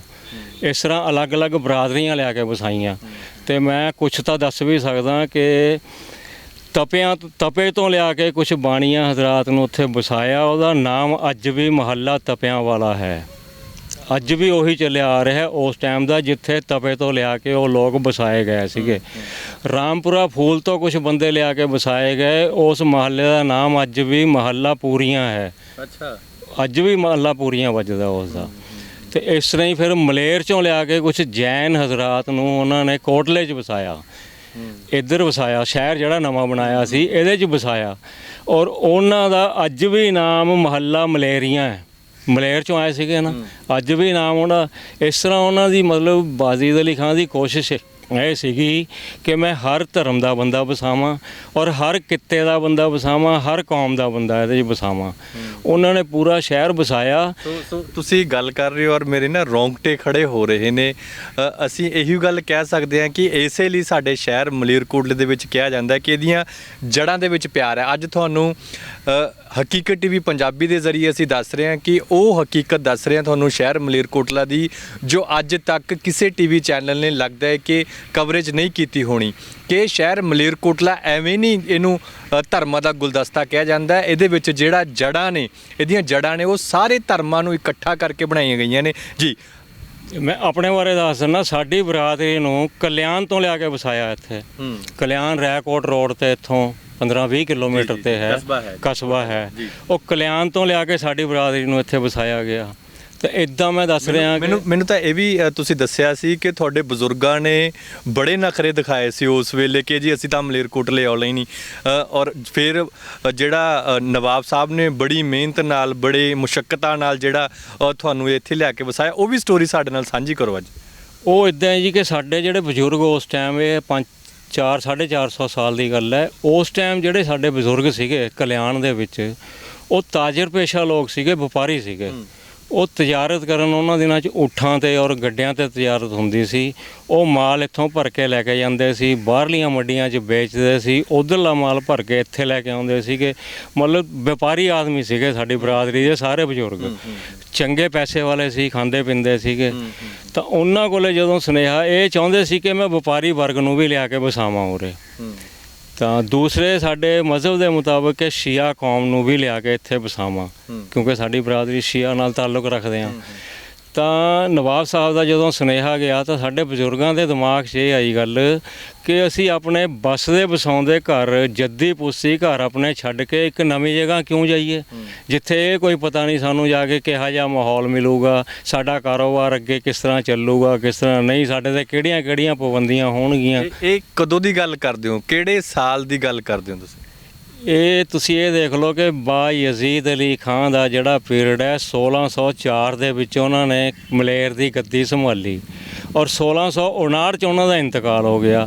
ਇਹ ਉਸ ਦੌਰਾਨ ਦੀ ਉਹ ਗੱਲ ਹੈ, 1604 ਤੋਂ 1659 ਦੇ ਦਰਮਿਆਨ ਦੀ ਗੱਲ ਹੈ। ਜਦੋਂ ਸ਼ਹਿਰ ਵਸਾਇਆ ਉਦੋਂ ਦੀ ਗੱਲ ਹੈ। ਹੁਣ ਸ਼ਹਿਰ ਦੀ ਡੇਟ ਨਹੀਂ ਹੈ ਕਿ ਕਿਹੜੇ ਸੰਨ 'ਚ ਸ਼ਹਿਰ ਵਸਾਇਆ, ਸ਼ਹਿਰ ਨੂੰ ਬਣਨ ਨੂੰ ਵੀ ਟਾਈਮ ਲੱਗੇ, ਬਣਨ ਨੂੰ ਵੀ ਟਾਈਮ, ਕਿੰਨੇ ਸਾਲਾਂ 'ਚ ਬਣਿਆ ਹੋਊਗਾ ਸ਼ਹਿਰ। ਇਹ ਉਸ ਪੀਰੀਅਡ ਦੀ ਗੱਲ ਹੈ ਜੀ। ਇਹ 1604 ਤੋਂ 1659 ਦੇ ਵਿਚਕਾਰ ਦੀ ਗੱਲ ਹੈ। ਤਾਂ ਸਾਡੇ ਬਜ਼ੁਰਗਾਂ ਨੂੰ ਥੋੜ੍ਹਾ ਇਹ ਹੋਇਆ ਕਿ ਵੀ ਅਸੀਂ ਕਿਸ ਤਰ੍ਹਾਂ ਜਾਈਏ। ਉਹਨਾਂ ਨੇ ਕਿਹਾ ਜੀ ਅਸੀਂ ਆਪਣੇ ਚੰਗਾ ਭਲਾ ਕਾਰੋਬਾਰ ਛੱਡ ਕੇ, ਘਰ ਛੱਡ ਕੇ ਨਹੀਂ ਜਾ ਸਕਦੇ। ਤਾਂ ਨਵਾਬ ਸਾਹਿਬ ਨੇ ਕਿਹਾ ਵੀ ਬੋਲੋ ਕੀ ਚਾਹੁੰਦੇ ਹੋ। ਕਹਿੰਦੇ ਜੀ ਅਸੀਂ ਇਹ ਚਾਹੁੰਦੇ ਹਾਂ ਕਿ ਜਿਹੜੀ ਥਾਂ ਸਾਨੂੰ ਮਕਾਨ ਬਣਾਉਣ ਵਾਸਤੇ ਦਿੱਤੀ ਜਾਵੇ, ਉਹਦੇ 'ਤੇ ਰਿਆਸਤ ਦਾ ਕੋਈ ਇਖਤਿਆਰ ਨਹੀਂ ਹੋਊਗਾ, ਉਹਦੇ 'ਤੇ ਸਾਡਾ ਆਪਣਾ ਮਲਕੀਅਤ, ਸਾਡੀ ਆਪਣੀ ਮਲਕੀਅਤ ਹੋ। ਮਤਲਬ ਇਦਾਂ ਦੀ ਸ਼ਰਤ ਰੱਖਤੀ ਕਿ ਜਿਹੜੀ ਕਿਸੇ ਦੇ ਹਜ਼ਮ ਹੀ ਨਹੀਂ ਆ ਸਕਦੀ ਤੇ ਅਸੀਂ ਮਲੇਰਕੋਟਲਾ ਕਲਿਆਣ ਛੱਡ ਕੇ ਜਾਈਏ ਨਾ। ਤਾਂ ਹੁਣ ਨਵਾਬ ਸਾਹਿਬ ਨੇ ਤਾਂ ਵਸਾਉਣਾ ਸੀਗਾ ਉਹ ਜੀ, ਤੇ ਉਹਨਾਂ ਨੇ ਉਹ ਵੀ ਸ਼ਰਤ ਮਨਜ਼ੂਰ ਕਰ ਲਈ ਕਿ ਜਿਹੜੇ ਜਗ੍ਹਾ ਜਾ ਕੇ ਤੁਹਾਨੂੰ ਮਹੱਲਾ ਦੇਵਾਂਗਾ, ਜਗ੍ਹਾ ਦੇਵਾਂਗਾ, ਮਕਾਨ ਬਣਾਉਣ ਵਾਸਤੇ ਥਾਂ ਦੇਵਾਂਗਾ, ਉਹ ਜਿੱਥੇ ਤੁਹਾਡਾ ਮਕਾਨ ਜਿਹੜਾ ਬਣ ਗਿਆ, ਪੂਰੀ ਬਰਾਦਰੀ ਦੇ ਜਿਹੜੇ ਮਕਾਨ ਬਣ ਗਏ, ਤੇ ਉਹ ਤੁਹਾਡੀ ਜਾਗੀਰ ਹੋਊਗੀ ਹਮੇਸ਼ਾ ਵਾਸਤੇ, ਤੁਸੀਂ ਉਹਦੇ ਮਾਲਕ ਹੋਵੋਗੇ। ਔਰ ਇਹ ਹੁਣ ਤੁਸੀਂ ਕਹੋਗੇ ਵੀ ਇਹ ਗੱਲਾਂ ਕਿਵੇਂ? ਸਾਡੀਆਂ ਪੁਸ਼ਤ ਦਰ ਪੁਸ਼ਤ ਇਹ ਗੱਲਾਂ ਸਾਡੇ ਬਜ਼ੁਰਗ ਅੱਗੇ ਦੀ ਅੱਗੇ ਸੁਣਾਉਂਦੇ ਆਏ ਨੇ। ਜਿਹੜੀਆਂ ਗੱਲਾਂ ਕਿਤਾਬਾਂ 'ਚ ਨਹੀਂ ਮਿਲਦੀਆਂ ਉਹ ਸੀਨਾ ਵਾ ਸੀਨਾ ਮਿਲਦੀਆਂ ਨੇ, ਇੱਕ ਬੰਦੇ ਤੋਂ ਦੂਜੇ ਬੰਦੇ ਕੋਲ, ਇੱਕ ਨਸਲ ਤੋਂ ਦੂਸਰੇ ਨਸਲ ਤੱਕ। ਸਾਡੀਆਂ ਪੀੜ੍ਹੀਆਂ ਜਿਹੜੀਆਂ ਸਾਡੇ ਬਜ਼ੁਰਗ ਲੰਘ ਗਏ, ਉਹ ਸਾਨੂੰ ਇਹ ਗੱਲਾਂ ਸਾਨੂੰ ਉਹਨਾਂ ਤੋਂ ਪਤਾ ਲੱਗੀਆਂ ਕਿ ਸਾਨੂੰ ਇੱਥੇ ਲਿਆ ਕੇ ਵਸਾਇਆ ਗਿਆ, ਵਸਾ ਕੇ ਇਸ ਤਰ੍ਹਾਂ ਸਾਡੀ ਸ਼ਰਤ ਸਾਡੇ ਬਜ਼ੁਰਗਾਂ ਨੇ ਰੱਖੀ, ਫਿਰ ਅਸੀਂ ਆ ਕੇ ਇੱਥੇ ਵਸੇ। ਫਿਰ ਉਸ ਤੋਂ ਬਾਅਦ ਵੀ ਉਹਨਾਂ ਨੇ ਇੱਕ ਬੜੀ ਹੋਰ ਗਰਾਰੀ ਫਸਾ ਲਈ ਸੀ, ਸਿਕਿਉਰਿਟੀ ਨੂੰ ਲੈ ਕੇ ਵੀ ਇਸ਼ੂ ਬਣਾਇਆ ਸੀ। ਉਹਨਾਂ ਨੇ ਫਿਰ ਜਦੋਂ ਆ ਗਏ ਵਸ ਗਏ, ਮਕਾਨ ਲਾ ਲਏ ਉਹਨਾਂ ਨੂੰ ਫਿਰ ਇਹ ਕਮੀ ਮਹਿਸੂਸ ਹੋਈ ਕਿ ਅਸੀਂ ਤਾਂ ਬਾਹਰ ਵਪਾਰ ਕਰਨ ਚਲੇ ਜਾਂਦੇ ਹਾਂ, ਪਿੱਛੇ ਸਾਡੇ ਘਰਾਂ ਦੇ ਵਿੱਚ ਇਕੱਲੀਆਂ ਲੇਡੀਜ਼ ਰਹਿ ਜਾਂਦੀਆਂ ਨੇ, ਤੇ ਫਸੀਲ ਦੇ ਨੇੜੇ ਸਾਡਾ ਮੁਹੱਲਾ ਪੈਂਦਾ। ਸਾਡਾ ਜਿਹੜਾ ਮੁਹੱਲਾ ਖੋਜਿਆਂ ਵਾਲਾ, ਉਹ ਜਿਹੜੀ ਲਾਲ ਬਾਜ਼ਾਰ ਦੇ ਘਾਹ ਮੰਡੀ ਦੇ ਨੇੜੇ ਦੀ ਫਸੀਲ ਜਾਂਦੀ ਸੀਗੀ, ਉਹ ਫਸੀਲ ਦੇ ਬਿਲਕੁਲ ਨੇੜੇ ਪੈਂਦਾ ਸੀਗਾ ਕਿ ਕੁਝ ਵੀ ਕੋਈ ਵੀ ਵਾਰਦਾਤ ਹੋ ਸਕਦੀ ਹੈ। ਨੰਬਰ 1। ਨੰਬਰ 2, ਅਸੀਂ ਜਦੋਂ ਮਹੀਨੇ 20 ਦਿਨਾਂ ਬਾਅਦ ਬਾਹਰੋਂ ਵਪਾਰ ਕਰਕੇ ਮੁੜਦੇ ਹਾਂ, ਸਾਡੇ ਕੋਲੇ ਰਕਮ ਵੀ ਹੁੰਦੀ ਹੈ, ਸਾਡੇ ਕੋਲੇ ਸਮਾਨ ਵੀ ਹੁੰਦਾ, ਸਾਡੀ ਪਹਿਚਾਣ ਹੋ ਜਾਊਗੀ, ਸਾਡੇ ਕੋਈ ਪਿੱਛੇ ਲੱਗ ਕੇ ਸਾਨੂੰ ਉੱਥੇ ਨੇੜੇ ਤੇੜੇ ਲੁੱਟ ਵੀ ਸਕਦਾ, ਜਾਂ ਅਸੀਂ ਆਪਣੇ ਘਰ 'ਚ ਆ ਗਏ, ਕਿਸੇ ਨੂੰ ਇਹ ਪਤਾ ਲੱਗਿਆ ਕਿ ਹੁਣੇ ਵਪਾਰ ਕਰਕੇ ਆ ਗਏ, ਇਹਨਾਂ ਦੇ ਘਰ ਪੈਸਾ ਹੋਊਗਾ, ਉਸ ਗਰਜ 'ਚ ਵੀ ਸਾਨੂੰ ਲੁੱਟਿਆ ਜਾ ਸਕਦਾ। ਤਾਂ ਉਹ ਵੀ ਫਿਰ ਨਵਾਬ ਸਾਹਿਬ ਨੇ ਸਾਡੀ ਪੂਰੀ ਕੀਤੀ। ਸਾਡੇ ਮੁਹੱਲੇ ਦੇ ਮੂਹਰੇ ਉਹਨਾਂ ਨੇ ਮੁਹੱਲਾ ਰਹੇਲਿਆਂ ਬਣਾਇਆ। ਰਹੇਲਿਆਂ ਦਾ ਕੀ ਮਤਲਬ ਹੋਇਆ ਜੀ? ਜਿਹੜੇ ਰਹੇਲੇ ਹੁੰਦੇ ਨੇ, ਇਹ ਖਾਨ ਸਾਹਿਬ ਹੁੰਦੇ ਨੇ ਜੀ, ਪਠਾਣਾ ਦੀ ਹੀ ਇੱਕ ਨਸਲ ਹੈ। ਇਹ ਬਹੁਤ ਲੜਾਕੇ ਜੰਗਜੂ ਹੁੰਦੇ ਨੇ, ਔਰ ਇਹਨਾਂ ਦੇ ਜ਼ਿਆਦਾਤਰ ਮਰਦ ਜਿਹੜੇ ਹੁੰਦੇ ਨੇ ਉਹ ਫੌਜ 'ਚ ਹੁੰਦੇ ਨੇ। ਉਹਨਾਂ ਦਿਨਾਂ 'ਚ ਹੱਥੀਂ ਲੜਾਈ ਹੁੰਦੀ ਸੀ, ਕੋਈ ਬੰਬ ਪੜਾਕੇ ਜਾਂ ਬੰਦੂਕਾਂ ਤਾਂ ਹੈ ਨਹੀਂ ਸੀ, ਤਲਵਾਰ ਦੀ ਲੜਾਈ ਹੁੰਦੀ ਸੀਗੀ। ਇਹ ਰਹੇਲਾ ਕੌਮ ਹੈ ਜਿਹੜੀ ਯੋਧਾ ਕੌਮ ਮੰਨੀ ਗਈ ਹੈ, ਤੇ ਉਹ ਮਤਲਬ ਛੇਤੀ ਸਿਰ ਝੁਕਾਉਂਦੇ ਨਹੀਂ ਸੀ, ਘਟਾ ਲੈਂਦੇ ਸੀਗੇ ਸਿਰ, ਛੇਤੀ ਮਾਰ ਨਹੀਂ ਖਾਂਦੇ ਸੀਗੇ। ਉਹ ਸਾਡੀ ਹਿਫਾਜ਼ਤ ਵਾਸਤੇ ਰਹੇਲਿਆਂ ਦੇ ਘਰ ਉੱਥੇ ਬਣਾਏ ਗਏ ਕਿ ਇਹ ਜੇ ਅਗਰ ਤੁਹਾਡੇ 'ਤੇ ਕੁਝ ਹੁੰਦਾ ਤਾਂ ਪਹਿਲਾਂ ਇਹ ਰਹੇਲੇ ਸਾਂਭਣਗੇ, ਫਿਰ ਅਗਲਾ ਤੁਹਾਡੇ ਤੱਕ ਪਹੁੰਚੂਗਾ। ਪਰ ਨੌਬਤ ਤਾਂ ਕਦੇ ਕਹੀ ਆਈ ਨਹੀਂ। ਉਹ ਬਜ਼ੁਰਗਾਂ ਨੂੰ ਥੋੜ੍ਹਾ ਜਿਹਾ ਇਹ ਹੁੰਦਾ ਵੀ ਡਰ ਜਿਹਾ ਹੁੰਦਾ ਦਿਮਾਗ 'ਚ ਜਦੋਂ ਉੱਪਰੀ ਥਾਂ ਜਾਂਦਾ, ਉਹ ਇਸ ਕਰਕੇ ਫਿਰ ਸਹੀ ਵਸ ਰਹੇ ਹਾਂ। ਸਾਡੀਆਂ ਪੁਸ਼ਤਾਂ ਲੰਘੀਆਂ, ਨਸਲਾਂ ਲੰਘੀਆਂ, ਇੱਥੇ ਕੋਈ ਐਸੀ ਗੱਲ ਨਹੀਂ ਹੈ। ਸੋ ਇਹ ਉਹ ਕਹਾਣੀ ਹੈ ਜਿਹੜੀ ਅਸੀਂ ਕਹਿ ਸਕਦੇ ਹਾਂ ਕਿ ਮਲੇਰਕੋਟਲਾ ਦੇ ਵਿੱਚ ਹਰੇਕ ਜ਼ਾਤ ਧਰਮ ਦੇ ਲੋਕਾਂ ਨੂੰ ਕਿਵੇਂ ਵਸਾਇਆ ਗਿਆ। ਇੱਕ ਕਹਾਣੀ ਤੁਹਾਨੂੰ ਇਹ ਦੱਸੀ ਹੈ ਕਿ ਰਹੇਲਿਆਂ ਵਾਲੀ ਜਿਹੜੇ ਮੁਹੱਲਾ ਹੈਗਾ, ਖੋਜਗਾਨ ਮੁਹੱਲਾ ਹੈਗਾ, ਉਹਦੇ ਵਿੱਚ ਕਿਸ ਤਰੀਕੇ ਨਾਲ ਸ਼ੀਆ ਬਰਾਦਰੀ ਨੂੰ ਲਿਆਉਣ ਦੀ ਜਿਹੜੀ ਕੋਸ਼ਿਸ਼ ਕਾਮਯਾਬ ਹੋਈ। ਅਤੇ ਜਦੋਂ ਤੁਸੀਂ ਆ ਗਏ ਜੀ, ਉਸ ਤੋਂ ਬਾਅਦ ਦੀ ਫਿਰ ਕਿਸ ਤਰ੍ਹਾਂ ਚੱਲਿਆ? ਇਹ ਤਾਂ ਤੁਹਾਡੀ ਕਹਾਣੀ ਸੀ, ਅਸੀਂ ਇੱਕ ਐਗਜ਼ਾਮਪਲ, ਇੱਕ ਕੇਸ ਸਟੱਡੀ ਦੱਸਿਆ ਕਿ ਕਿਸ ਤਰੀਕੇ ਨਾਲ ਲੋਕਾਂ ਨੂੰ ਇੱਥੇ ਵਸਾਇਆ ਗਿਆ, ਜਿਹੜਾ ਧਰਮਾਂ ਦਾ ਪਿਆਰ ਹੈ ਕਿਵੇਂ ਸੁਮੇਲ ਇੱਥੇ ਕਰਵਾਇਆ ਗਿਆ। ਅਤੇ ਉਸ ਤੋਂ ਬਾਅਦ ਫਿਰ ਕੀ ਰਿਹਾ? ਉਸ ਤੋਂ ਬਾਅਦ ਫਿਰ ਨਵਾਬ ਸਾਹਿਬ ਨੇ ਇਹ ਸੋਚਿਆ, ਕਿਉਂਕਿ ਨਵਾਬ ਦੀ ਪਦਵੀ ਤਾਂ ਹੁਣ ਮਿਲ ਹੀ ਚੁੱਕੀ ਸੀਗੀ, ਹੁਣ ਤਾਂ ਨਵਾਬ ਸਾਹਿਬ ਕਹਾਂਗੇ, ਜਾਗੀਰਦਾਰ ਕਹਿਣਾ ਤਾਂ ਹੁਣ ਮੁਨਾਸਬ ਨਹੀਂ ਹੈ। ਤਾਂ ਨਵਾਬ ਸਾਹਿਬ ਨੇ ਆਪਣੀ ਜਿਹੜੀ ਰਿਹਾਇਸ਼ ਸੀਗੀ ਉਹ ਵੀ ਇਹ ਸ਼ਹਿਰ ਦੇ ਵਿੱਚ ਹੀ ਬਣਾਈ, ਕਿਉਂਕਿ ਹੁਣ ਤੱਕ ਦਾ ਜਿਹੜਾ ਰਾਜਧਾਨੀ ਦਾ ਸਿਲਸਿਲਾ ਚੱਲਦਾ ਸੀ, ਮਲੇਰ ਤੋਂ ਚੱਲ ਰਿਹਾ ਸੀ, ਪਿਛਲੀਆਂ 5 ਪੀੜ੍ਹੀਆਂ ਤੋਂ ਚੱਲਦਾ ਆ ਰਿਹਾ ਸੀਗਾ, 5 ਪੀੜ੍ਹੀਆਂ ਤੋਂ ਚੱਲਦਾ ਆ ਰਿਹਾ ਸੀਗਾ। ਹੁਣ ਉਹਨਾਂ ਨੇ ਸ਼ਹਿਰ ਵਸਾਇਆ ਤਾਂ ਉਹ ਆਪਣੀ ਰਾਜਧਾਨੀ ਵੀ ਇੱਥੇ ਇਸੇ ਸ਼ਹਿਰ ਦੇ ਵਿੱਚ ਲੈ ਕੇ ਆਉਣਾ ਚਾਹੁੰਦੇ ਸੀਗੇ। ਮਤਲਬ ਉਸ ਤੋਂ ਬਾਅਦ ਜਦੋਂ ਬਾਈ ਯਜ਼ੀਦ ਹੋਣਾ ਨੇ ਇਹ ਸ਼ਹਿਰ ਵਸਾਉਣ ਦੀ ਪਲੈਨਿੰਗ ਕਰ ਲਈ ਤਾਂ ਉਹਨਾਂ ਨੇ ਆਪਣੀ ਰਾਜਧਾਨੀ ਮਲਹੇਰ ਤੋਂ ਬਾਅਦ ਮਲਹੇਰ ਤੋਂ ਤਾਂ ਮਲੇਰ ਹੋ ਚੁੱਕਿਆ ਸੀ, ਮਲੇਰ ਹੋ ਗਿਆ, 5 ਪੁਸ਼ਤਾਂ ਲੰਘ ਚੁੱਕੀਆਂ, ਮਲੇਰ ਹੋ ਚੁੱਕਿਆ ਸੀਗਾ। ਯਾਨੀ ਕਿ ਉਹ ਮਲੇਰ ਤੋਂ ਉਹ ਇਹ ਨਵੇਂ ਸ਼ਹਿਰ 'ਚ ਲਿਆਉਣਾ, ਆਪਣਾ ਜਿਹੜਾ ਸ਼ਹਿਰ ਵਸਾਇਆ ਵੀ ਇੱਥੋਂ ਹੀ ਮੈਂ ਹਕੂਮਤ ਦੀ ਜਿਹੜੀ ਬਾਗਡੋਰ ਹੈ ਇੱਥੋਂ ਹੀ ਚਲਾਵਾਂ। ਤੇ ਉਹ ਕਿੱਥੇ ਵਸਾਇਆ? ਉਹ ਉਹਨਾਂ ਨੇ ਫਿਰ ਇੱਕ ਮੁਹੱਲਾ ਬਣਾਇਆ, ਉਹਦਾ ਨਾਮ ਰੱਖਿਆ ਬਾਰਾਂਦਰੀ। ਬਾਰਾਂਦਰੀ ਰੱਖਿਆ, ਉਹਦੇ 'ਚ ਉਹਨਾਂ ਨੇ ਆਪਣੇ, ਅੱਜ ਕੱਲ੍ਹ ਮਹਿਲ ਕਹਿ ਲਈਏ, ਉਹਨਾਂ ਦਿਨਾਂ 'ਚ ਹਵੇਲੀਆਂ ਕਿਹਾ ਜਾਂਦਾ ਸੀਗਾ, ਉਹਨਾਂ ਨੇ ਉਹਦੇ 'ਚ ਸ਼ਾਹੀ ਹਵੇਲੀਆਂ ਬਣਾਈਆਂ, 2 ਮਸਜਿਦਾਂ ਦਾ ਨਿਰਮਾਣ ਕਰਵਾਇਆ, ਅਤੇ ਉਹ ਮਤਲਬ ਸ਼ਾਹੀ ਪਰਿਵਾਰ ਵਾਸਤੇ ਜਿੰਨੀਆਂ ਕੁ ਹਵੇਲੀਆਂ ਦੀ ਲੋੜ ਸੀ ਉਹ ਸਾਰੀਆਂ ਹਵੇਲੀਆਂ ਬਣਾਈਆਂ, ਅਤੇ ਉਹਦਾ ਨਾਮ ਬਾਰਾਂਦਰੀ ਰੱਖਿਆ ਉਹਨਾਂ ਨੇ। ਬਾਰਾਂਦਰੀ ਨਾਮ ਕੁਛ ਉਹਦੇ 'ਚ ਨਹੀਂ ਬਣ ਰਿਹਾ, ਮਤਲਬ ਬਾਰਾਂਦਰੀ ਦਾ ਮਤਲਬ ਕੀ ਹੋਇਆ? ਕੁਛ ਨਾ ਕੁਛ ਤਾਂ ਸੋਚ ਕੇ ਨਾਮ ਰੱਖਿਆ ਹੋਣਾ। ਅਕਸਰ ਕੀ ਹੁੰਦਾ ਹੈ, ਬਾਰਾਂਦਰੀ ਕਈ ਸ਼ਹਿਰਾਂ 'ਚ ਬਾਰਾਂਦਰੀਆਂ ਤੁਹਾਨੂੰ ਮਿਲ ਜਾਣਗੀਆਂ, ਪਟਿਆਲੇ ਵੀ ਬਾਰਾਂਦਰੀ ਹੈ, ਪਟਿਆਲੇ ਦਾ ਬਲਕਿ 2 ਨੇ, ਛੋਟੀ ਬਾਰਾਂਦਰੀ, ਵੱਡੀ ਬਾਰਾਂਦਰੀ। ਬਾਰਾਂਦਰੀ ਦਾ ਹੁੰਦਾ ਜਿਹਦੇ 12 ਦਰ ਹੋਣ, ਉਹਨੂੰ ਬਾਰਾਂਦਰੀ ਕਿਹਾ ਜਾਂਦਾ। ਉਹ ਉੱਥੇ ਦਾ ਜਿਹੜਾ ਹਾਕਮ ਹੁੰਦਾ, ਰਾਜਾ ਹੁੰਦਾ, ਉਹ ਕੋਈ ਇਸ ਤਰ੍ਹਾਂ ਦੀ ਬਿਲਡਿੰਗ ਬਣਾਉਂਦਾ ਜਿਹਦੇ 12 ਦਰ ਹੁੰਦੇ ਨੇ। ਪਰ ਉਸ ਤੋਂ ਵੀ ਹਟ ਕੇ ਕਈ ਰਾਜੇ ਇਸ ਤਰ੍ਹਾਂ ਦੇ ਹੁੰਦੇ ਨੇ ਵੀ ਉਹ ਇਹੋ ਜਿਹੀ ਜਗ੍ਹਾ ਮਕਾਨ ਜਾਂ ਉਹ ਬਾਰਾਂਦਰੀ ਬਣਾਉਂਦੇ ਨੇ ਜਿੱਥੇ ਕਿ ਸ਼ਹਿਰ ਦੇ ਲੋਕਾਂ ਨੂੰ ਉਹਨਾਂ ਤੱਕ ਮਿਲਣ ਨੂੰ ਕੋਈ ਦਿੱਕਤ ਨਾ ਆਵੇ। ਚਾਰੇ ਪਾਸੇ ਤੋਂ ਰਸਤੇ ਆ, ਚਾਰੋਂ ਹੀ ਪਾਸੇ ਤੋਂ। ਹੁਣ ਮਲੇਰਕੋਟਲੇ ਦੀ ਬਾਰਾਂਦਰੀ ਦੀ ਇਹ ਖਾਸੀਅਤ ਹੈ ਕਿ ਇਹਨੂੰ 12 ਰਸਤੇ ਪੈਂਦੇ ਨੇ, 12 ਸੜਕਾਂ, ਚਾਹੇ ਉਹ ਮੁਹੱਲੇ ਨੇ, ਚਾਹੇ ਉਹ ਗਲੀਆਂ ਨੇ, ਚਾਹੇ ਉਹ ਉਸ ਵੇਲੇ ਸੜਕਾਂ ਹੀ ਹੋਣਗੀਆਂ। ਹਾਂਜੀ, ਹੁਣ ਮੁਹੱਲੇ ਬਣ ਚੁੱਕੇ ਨੇ, ਆਬਾਦੀ ਜਿਹੜੀ ਹੈ ਉਹ ਘਣੀ ਹੋ ਗਈ ਹੈ। ਹਾਂਜੀ, ਉਹ ਬਾਰਾਂਦਰੀ ਦੇ 12 ਰਸਤੇ, ਇਸ ਕਰਕੇ ਉਹਦਾ ਨਾਂ ਬਾਰਾਂਦਰੀ ਹੋ ਗਿਆ। ਤੇ ਉਹਦੇ 'ਚ ਉਹਨਾਂ ਦੀਆਂ ਹਵੇਲੀਆਂ, ਉੱਥੇ ਹੀ ਉਹਨਾਂ ਦੀ ਰਿਹਾਇਸ਼ ਸੀ ਤੇ ਉੱਥੇ ਹੀ ਉਹਨਾਂ ਨੇ ਆਪਣੀ ਉੱਥੋਂ ਰਾਜਧਾਨੀ ਦਾ ਦਾਰੁਲ ਖਿਲਾਫਤ ਜਿਹਨੂੰ ਕਿਹਾ ਜਾਂਦਾ, ਉੱਥੋਂ ਹੀ ਉਹਨਾਂ ਨੇ ਸਿਲਸਿਲਾ ਚਲਾਇਆ। ਯਾਨੀ ਕਿ 6ਵੀਂ ਪੁਸ਼ਤ ਦੇ ਵਿੱਚ ਮਲੇਰ 'ਚੋਂ ਕੱਢ ਕੇ ਉਹ ਇੱਥੇ ਲਿਆਏ, ਬਾਰਾਂਦਰੀ 'ਚ ਲਿਆਏ। ਉਹ ਆਪਣੀ ਇੱਕ ਤਰ੍ਹਾਂ ਆਪਣੀ ਉਸ ਵੇਲੇ ਦੀ ਰਾਜਧਾਨੀ ਬਾਰਾਂਦਰੀ ਬਣ ਗਈ। ਬਾਰਾਂਦਰੀ ਬਣ ਗਈ। ਬਾਰਾਂਦਰੀ ਉਸ ਟਾਈਮ ਉਹਨਾਂ ਨੇ ਆਪਣੀ ਰਾਜਧਾਨੀ ਬਣਾ ਲਈ। ਤੇ ਹੁਣ ਅੱਜ ਜੇ ਕਹੀਏ ਕਿ ਬਾਰਾਂਦਰੀ ਦੇ ਵਿੱਚ ਬਾਈ ਯਜ਼ੀਦ ਅਲੀ ਖਾਂ ਦੀਆਂ ਹਵੇਲੀਆਂ ਕਿੱਥੇ ਨੇ, ਤੇ ਉਹਨਾਂ ਨੇ ਜਿਹੜੇ ਆਪਣੇ ਰਿਸ਼ਤੇਦਾਰਾਂ ਵਾਸਤੇ, ਆਪਣੇ ਪਰਿਵਾਰ ਵਾਸਤੇ ਸ਼ਾਹੀ ਹਵੇਲੀਆਂ ਬਣਾਈਆਂ ਸੀਆਂ, ਕਿੱਥੇ ਨੇ? ਅੱਜ ਉੱਥੇ ਕੁਛ ਨਹੀਂ ਨਜ਼ਰ ਆ ਰਿਹਾ। ਬਾਰਾਂਦਰੀ 'ਚ ਸਿਰਫ ਪੁਰਾਣੇ ਜ਼ਮਾਨੇ ਦੀ, ਉਸ ਦੌਰ ਦੀ ਇੱਕ ਹਵੇਲੀ ਨਜ਼ਰ ਆਉਂਦੀ ਹੈ, ਔਰ ਉਹਦਾ ਵੀ ਗੇਟ ਹੈ ਪੁਰਾਣਾ। ਅੰਦਰ ਉਹਨਾਂ ਨੇ ਨਵੀਂ ਕੰਸਟਰਕਸ਼ਨ ਕਰ ਲਈ ਉਹਨਾਂ ਨੇ, ਤੇ ਉਹ ਗੇਟ ਅੱਜ ਵੀ ਪੁਰਾਣਾ ਨਜ਼ਰ ਆ ਰਿਹਾ ਹੈ। ਔਰ ਬਾਰਾਂਦਰੀ 'ਚ ਦੇਖਣ ਨੂੰ 3-4 ਚੀਜ਼ਾਂ ਤੁਹਾਨੂੰ ਪੁਰਾਣੀਆਂ ਮਿਲਣਗੀਆਂ। ਇੱਕ ਤਾਂ ਉਹਦਾ ਨਾਮ ਬਾਰਾਂਦਰੀ, ਇਹ ਉਸ ਦੌਰ ਦਾ ਤੁਹਾਨੂੰ ਮਿਲੂਗਾ। ਹਵੇਲੀਆਂ ਦੇ ਨਾਮ ਤੇ ਉੱਥੇ ਕੁਛ ਨਹੀਂ। 2 ਮਸਜਿਦਾਂ ਜਿਹੜੀਆਂ ਬਾਈ ਅਜ਼ੀਜ਼ ਅਲੀ ਖਾਂ ਨੇ ਬਣਾਈਆਂ ਸੀਗੀਆਂ, ਉਹ ਮਸਜਿਦਾਂ, ਇੱਕ ਤਾਂ ਉਹਨਾਂ ਨੇ ਬਿਲਕੁਲ ਆਪਣੀ ਹਵੇਲੀ ਦੇ ਨੇੜੇ ਮਸਜਿਦ ਬਣਾਈ ਸੀਗੀ, ਉਹਦੇ 'ਚ ਜਿਹਦੇ 'ਚ ਉਹ ਖੁਦ ਨਮਾਜ਼ ਪੜ੍ਹਦੇ ਸੀਗੇ, ਔਰ ਉਹਨਾਂ ਦੇ ਅਹਿਲਕਾਰ ਜਿਹੜੇ ਉਹਨਾਂ ਦੇ ਮੰਤਰੀ ਵਜ਼ੀਰ ਸੀਗੇ ਉਹ ਨਮਾਜ਼ ਪੜ੍ਹਦੇ ਸੀਗੇ। ਇੱਕ ਮਸਜਿਦ ਉਹਨਾਂ ਨੇ ਬਣਾਈ ਸੀ ਆਵਾਮ ਵਾਸਤੇ, ਵੀ ਬਾਰਾਂਦਰੀ ਦੇ ਆਲੇ ਦੁਆਲੇ ਜਿਹੜੀ ਉਹਨਾਂ ਨੇ ਬੱਸੋਂ ਕਰੀ, ਉਹ ਆਮ ਪਬਲਿਕ ਦੀ ਕਰੀ ਸੀਗੀ। ਜਾਂ ਉੱਥੇ ਦੇ ਜਿਹੜੇ ਫੌਜੀ ਨੇ, ਮਿਲਟਰੀ ਮੈਨ ਨੇ, ਨੌਕਰ ਚਾਕਰ ਨੇ, ਉਹਨਾਂ ਦੇ ਗੁਲਾਮ ਨੇ, ਉਹ ਸਾਰਿਆਂ ਵਾਸਤੇ ਇੱਕ ਮਸਜਿਦ ਆਵਾਮ ਵਾਸਤੇ ਬਣਾਈ ਸੀਗੀ। ਉਹ ਦੋਵੇਂ ਮਸਜਿਦਾਂ ਅੱਜ ਮਿਲਣਗੀਆਂ। ਬਾਰਾਂਦਰੀ ਮਿਲੂਗੀ, ਬਾਰਾਂਦਰੀ ਦਾ ਨਾਮ ਮਿਲੂਗਾ, ਜਾਂ ਇੱਕ ਪੁਰਾਣੇ ਜ਼ਮਾਨੇ ਦੀ ਉਸ ਹਵੇਲੀ ਦਾ ਇੱਕ ਤੁਹਾਨੂੰ ਗੇਟ ਮਿਲੇਗਾ। ਤੇ ਆਖਰੀ ਗੱਲ ਜਿਹੜੀ ਦੱਸਣ ਲੱਗਿਆ ਕਿ ਬਾਈ ਅਜ਼ੀਜ਼ ਅਲੀ ਖਾਂ ਦੀ ਕਬਰ ਵੀ ਬਾਰਾਂਦਰੀ ਦੇ ਵਿੱਚ ਹੈ, ਜਿਹੜੀ ਕਿ ਬਹੁਤ ਘੱਟ ਮਲੇਰਕੋਟਲੇ ਦੇ ਲੋਕਾਂ ਨੂੰ ਪਤਾ ਹੈ। ਕਿਉਂਕਿ ਮੈਂ ਪਹਿਲਾਂ ਦੱਸ ਕੇ ਹਟਿਆ ਕਿ ਉਹਨਾਂ ਦਾ ਨਾਮ ਮਲੇਰਕੋਟਲੇ 'ਚ ਜ਼ਿਆਦਾ ਮਸ਼ਹੂਰ ਵਜ਼ੀਰ ਖਾਂ ਦੇ ਨਾਮ ਤੇ ਸੀਗਾ। ਔਰ ਅੱਜ ਵੀ ਉਹਨਾਂ ਦੇ ਮਜ਼ਾਰ ਤੇ ਤੁਸੀਂ ਜਾਓਗੇ, ਉਹਨਾਂ ਦੀ ਕਬਰ ਤੇ ਜਾਓਗੇ, ਤਾਂ ਉੱਥੇ ਉਹਨਾਂ ਨੇ ਵਜ਼ੀਰ ਖਾਂ ਹੀ ਲਿਖਿਆ ਹੋਇਆ, ਵਜ਼ੀਰ ਅਲੀ ਖਾਨ। ਤਾਂ ਉਹ ਉਹਨਾਂ ਦੀ ਕਬਰ ਤੁਹਾਨੂੰ ਮਿਲੇਗੀ।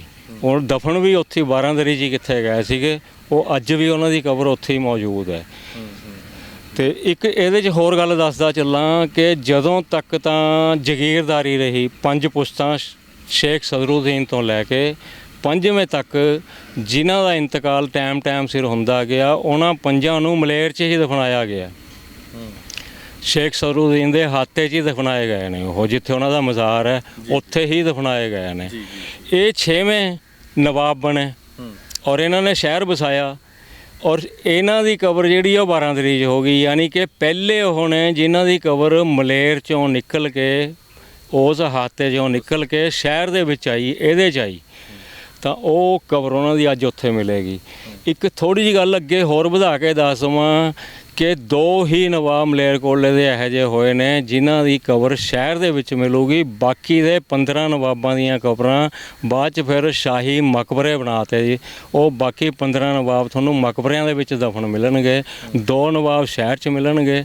ਇੱਕ ਇਹ ਹੋ ਗਏ, ਇੱਕ ਅੱਗੇ ਜਾ ਕੇ ਫਿਰ ਦੱਸਾਂਗਾ ਤੁਹਾਨੂੰ। ਤੇ ਹੁਣ ਜਿਹੜੀ ਆਖਰੀ ਗੱਲ ਜਿਹੜੀ ਮੈਂ ਤੁਹਾਨੂੰ ਦੱਸਣ ਲੱਗਿਆ ਉਹ ਇਹ ਹੈ, ਸ਼ਹਿਰ ਵਸਾਤਾ, ਬਾਰਾਂਦਰੀ ਵਸਾ ਲਈ, ਆਪਣੀਆਂ ਹਵੇਲੀਆਂ ਵਸਾ ਲਈਆਂ, ਲੋਕ ਲਿਆ ਕੇ ਵਸਾ ਲਏ, 7 ਦਰਵਾਜ਼ੇ ਬਣਾਤੇ, ਔਰ ਉਹਦੇ ਨਾਲ 7 ਖੂਹ ਪਟਵਾਏ ਪਬਲਿਕ ਨੂੰ ਪਾਣੀ ਪੀਣ ਵਾਸਤੇ। 7 ਖੂਹਾਂ ਦਾ ਨਿਰਮਾਣ ਕਰਵਾਇਆ। ਤੇ ਉਹ ਗੇਟਾਂ ਦੀ ਜਿਹੜੀ ਗੱਲ ਚੱਲੀ ਸੀ ਉਹ ਰਹਿ ਗਿਆ। ਹੁਣ ਗੇਟਾਂ ਦੇ ਨਾਮ 2 ਤਰੀਕੇ ਨਾਲ ਰੱਖੇ ਜਾਂਦੇ ਨੇ ਉਹਨਾਂ ਦਿਨਾਂ 'ਚ।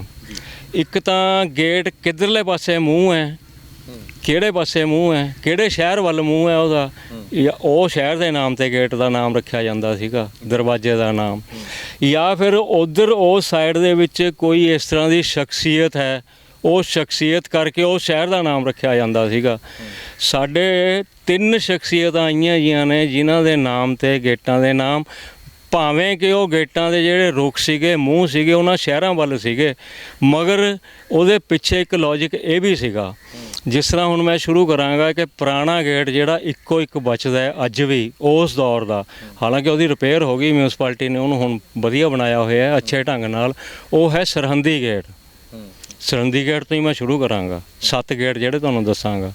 ਸਰਹੰਦੀ ਗੇਟ ਹੈ ਜਿਹੜਾ, ਉਹ ਸਰਹੰਦ ਵਾਲੇ ਪਾਸੇ ਮੂੰਹ ਹੈ ਉਹਦਾ, ਉਹ ਰੋਡ ਬਿਲਕੁਲ ਸਰਹੰਦ ਨੂੰ ਜਾਂਦਾ ਹੈ, ਬਿਲਕੁਲ ਸਿੱਧਾ ਜਾਂਦਾ ਹੈ।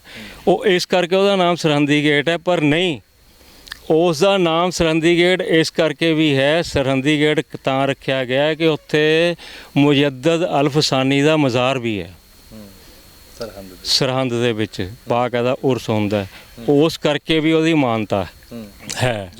ਠੀਕ ਹੈ ਜੀ। ਦੂਸਰਾ ਗੇਟ, ਹੁਣ ਆਪਾਂ ਸ਼ਹਿਰ ਵੱਲ ਨੂੰ ਆਵਾਂਗੇ। ਦੂਸਰਾ ਗੇਟ ਆ ਕੇ ਬਣਾਇਆ ਜਿਹੜਾ, ਉਹਦਾ ਨਾਮ ਰੱਖਿਆ ਉਹਨਾਂ ਨੇ ਮੰਡੀ ਗੇਟ, ਮੰਡੀ ਦਰਵਾਜ਼ਾ। ਇਹ ਹੈ ਜਿੱਥੇ ਹੁਣ ਕੰਬੋ ਸੀਨੀਅਰ ਸੈਕੰਡਰੀ ਸਕੂਲ ਹੈ, Islamia combo senior secondary school, ਇਹਦੇ ਸਾਹਮਣੇ ਜਿਹੜਾ ਰਸਤਾ ਜਾਂਦਾ ਹੈ ਮਹੱਲਾ ਖਟੀਕਾਂ ਨੂੰ, ਉਹ ਜਿੱਥੋਂ ਮਹੱਲਾ ਸ਼ੁਰੂ ਹੁੰਦਾ ਹੈ ਉੱਥੇ ਗੇਟ ਸੀਗਾ ਇਹ। ਮੰਡੀ ਗੇਟ ਦਾ ਨਾਮ ਕਿਉਂ ਰੱਖਿਆ ਗਿਆ? ਉਸ ਦੌਰ ਦੇ ਵਿੱਚ ਇਸ ਗੇਟ ਦੇ ਬਾਹਰ ਸਵੇਰੇ ਸਬਜ਼ੀ ਵਿਕਦੀ ਹੁੰਦੀ ਸੀ, ਸਬਜ਼ੀ ਮੰਡੀ ਲੱਗਦੀ ਹੁੰਦੀ ਸੀਗੀ, ਤੇ ਉਸ ਟਾਈਮ ਲੱਗਦੀ ਸੀ, ਇਸ ਕਰਕੇ ਇਹਦਾ ਨਾਮ ਮੰਡੀ ਗੇਟ ਰੱਖਿਆ ਗਿਆ। ਠੀਕ, ਤੇ ਹਟ ਗਈ ਸਬਜ਼ੀ ਮੰਡੀ, ਕਿਤੇ ਹੋਰ ਚਲੀ ਗਈ। ਅੱਜ ਤੋਂ 40-50 ਸਾਲ ਪਹਿਲਾਂ ਤਾਰੀਖ ਨੇ ਦੁਹਰਾਇਆ, ਉਸੇ ਜਗ੍ਹਾ ਫੇਰ ਇੱਕ ਵਾਰੀ ਸਬਜ਼ੀ ਮੰਡੀ ਆਈ, ਫੇਰ ਸਬਜ਼ੀ ਵਿਕਣ ਲੱਗੀ ਉੱਥੇ, ਭਾਵੇਂ ਕਿ ਉਹ ਕੁਛ ਸਾਲ ਵਿਕੀ, ਫਿਰ ਸਬਜ਼ੀ ਮੰਡੀ ਨੂੰ ਬਾਕਾਇਦਾ ਇੱਕ ਥਾਂ ਦਿੱਤੀ ਗਈ, ਉੱਥੇ ਸਬਜ਼ੀ ਮੰਡੀ ਗਈ। ਉਹਦਾ ਨਾਮ ਮੰਡੀ ਗੇਟ ਇਸ ਕਰਕੇ ਪਿਆ। ਬਾਅਦ ਯਜ਼ੀਦ ਅਲੀ ਖਾਂ ਦੇ ਟਾਈਮ ਉਹਦਾ ਨਾਮ ਮੰਡੀ ਗੇਟ ਥਾ। ਫਿਰ ਉਸ ਤੋਂ ਬਾਅਦ ਜਦੋਂ ਜਮਾਲਪੁਰਾ ਵਸਾਇਆ ਗਿਆ, ਨਵਾਬ ਜਮਾਲ ਖਾਂ ਨੇ ਜਮਾਲਪੁਰਾ ਵਸਾਇਆ, ਤਾਂ ਇਸ ਗੇਟ ਦਾ ਨਾਮ ਬਦਲ ਕੇ ਮੰਡੀ ਗੇਟ ਤੋਂ ਜਮਾਲਪੁਰੀ ਗੇਟ ਕਰਤਾ, ਜਮਾਲਪੁਰੀ ਦਰਵਾਜ਼ਾ, ਕਿਉਂਕਿ ਇਹਦਾ ਰੁਖ ਜਮਾਲਪੁਰੇ, ਇਹਦੇ ਬਿਲਕੁਲ ਸਾਹਮਣੇ ਜਮਾਲਪੁਰਾ ਵਸਾਇਆ ਗਿਆ ਸੀ, ਇਹਦਾ ਨਾਮ ਜਮਾਲਪੁਰੀ ਗੇਟ ਹੋ ਗਿਆ। 2 ਗੇਟ ਹੋ ਗਏ ਜੀ। ਤੀਜਾ ਗੇਟ ਆ ਜਾਓ, ਲਾਲ ਬਾਜ਼ਾਰ ਚੋਂ ਘੁੰਮ ਕੇ ਮੋਤੀ ਬਾਜ਼ਾਰ 'ਚ ਵੜ ਜਾਓ।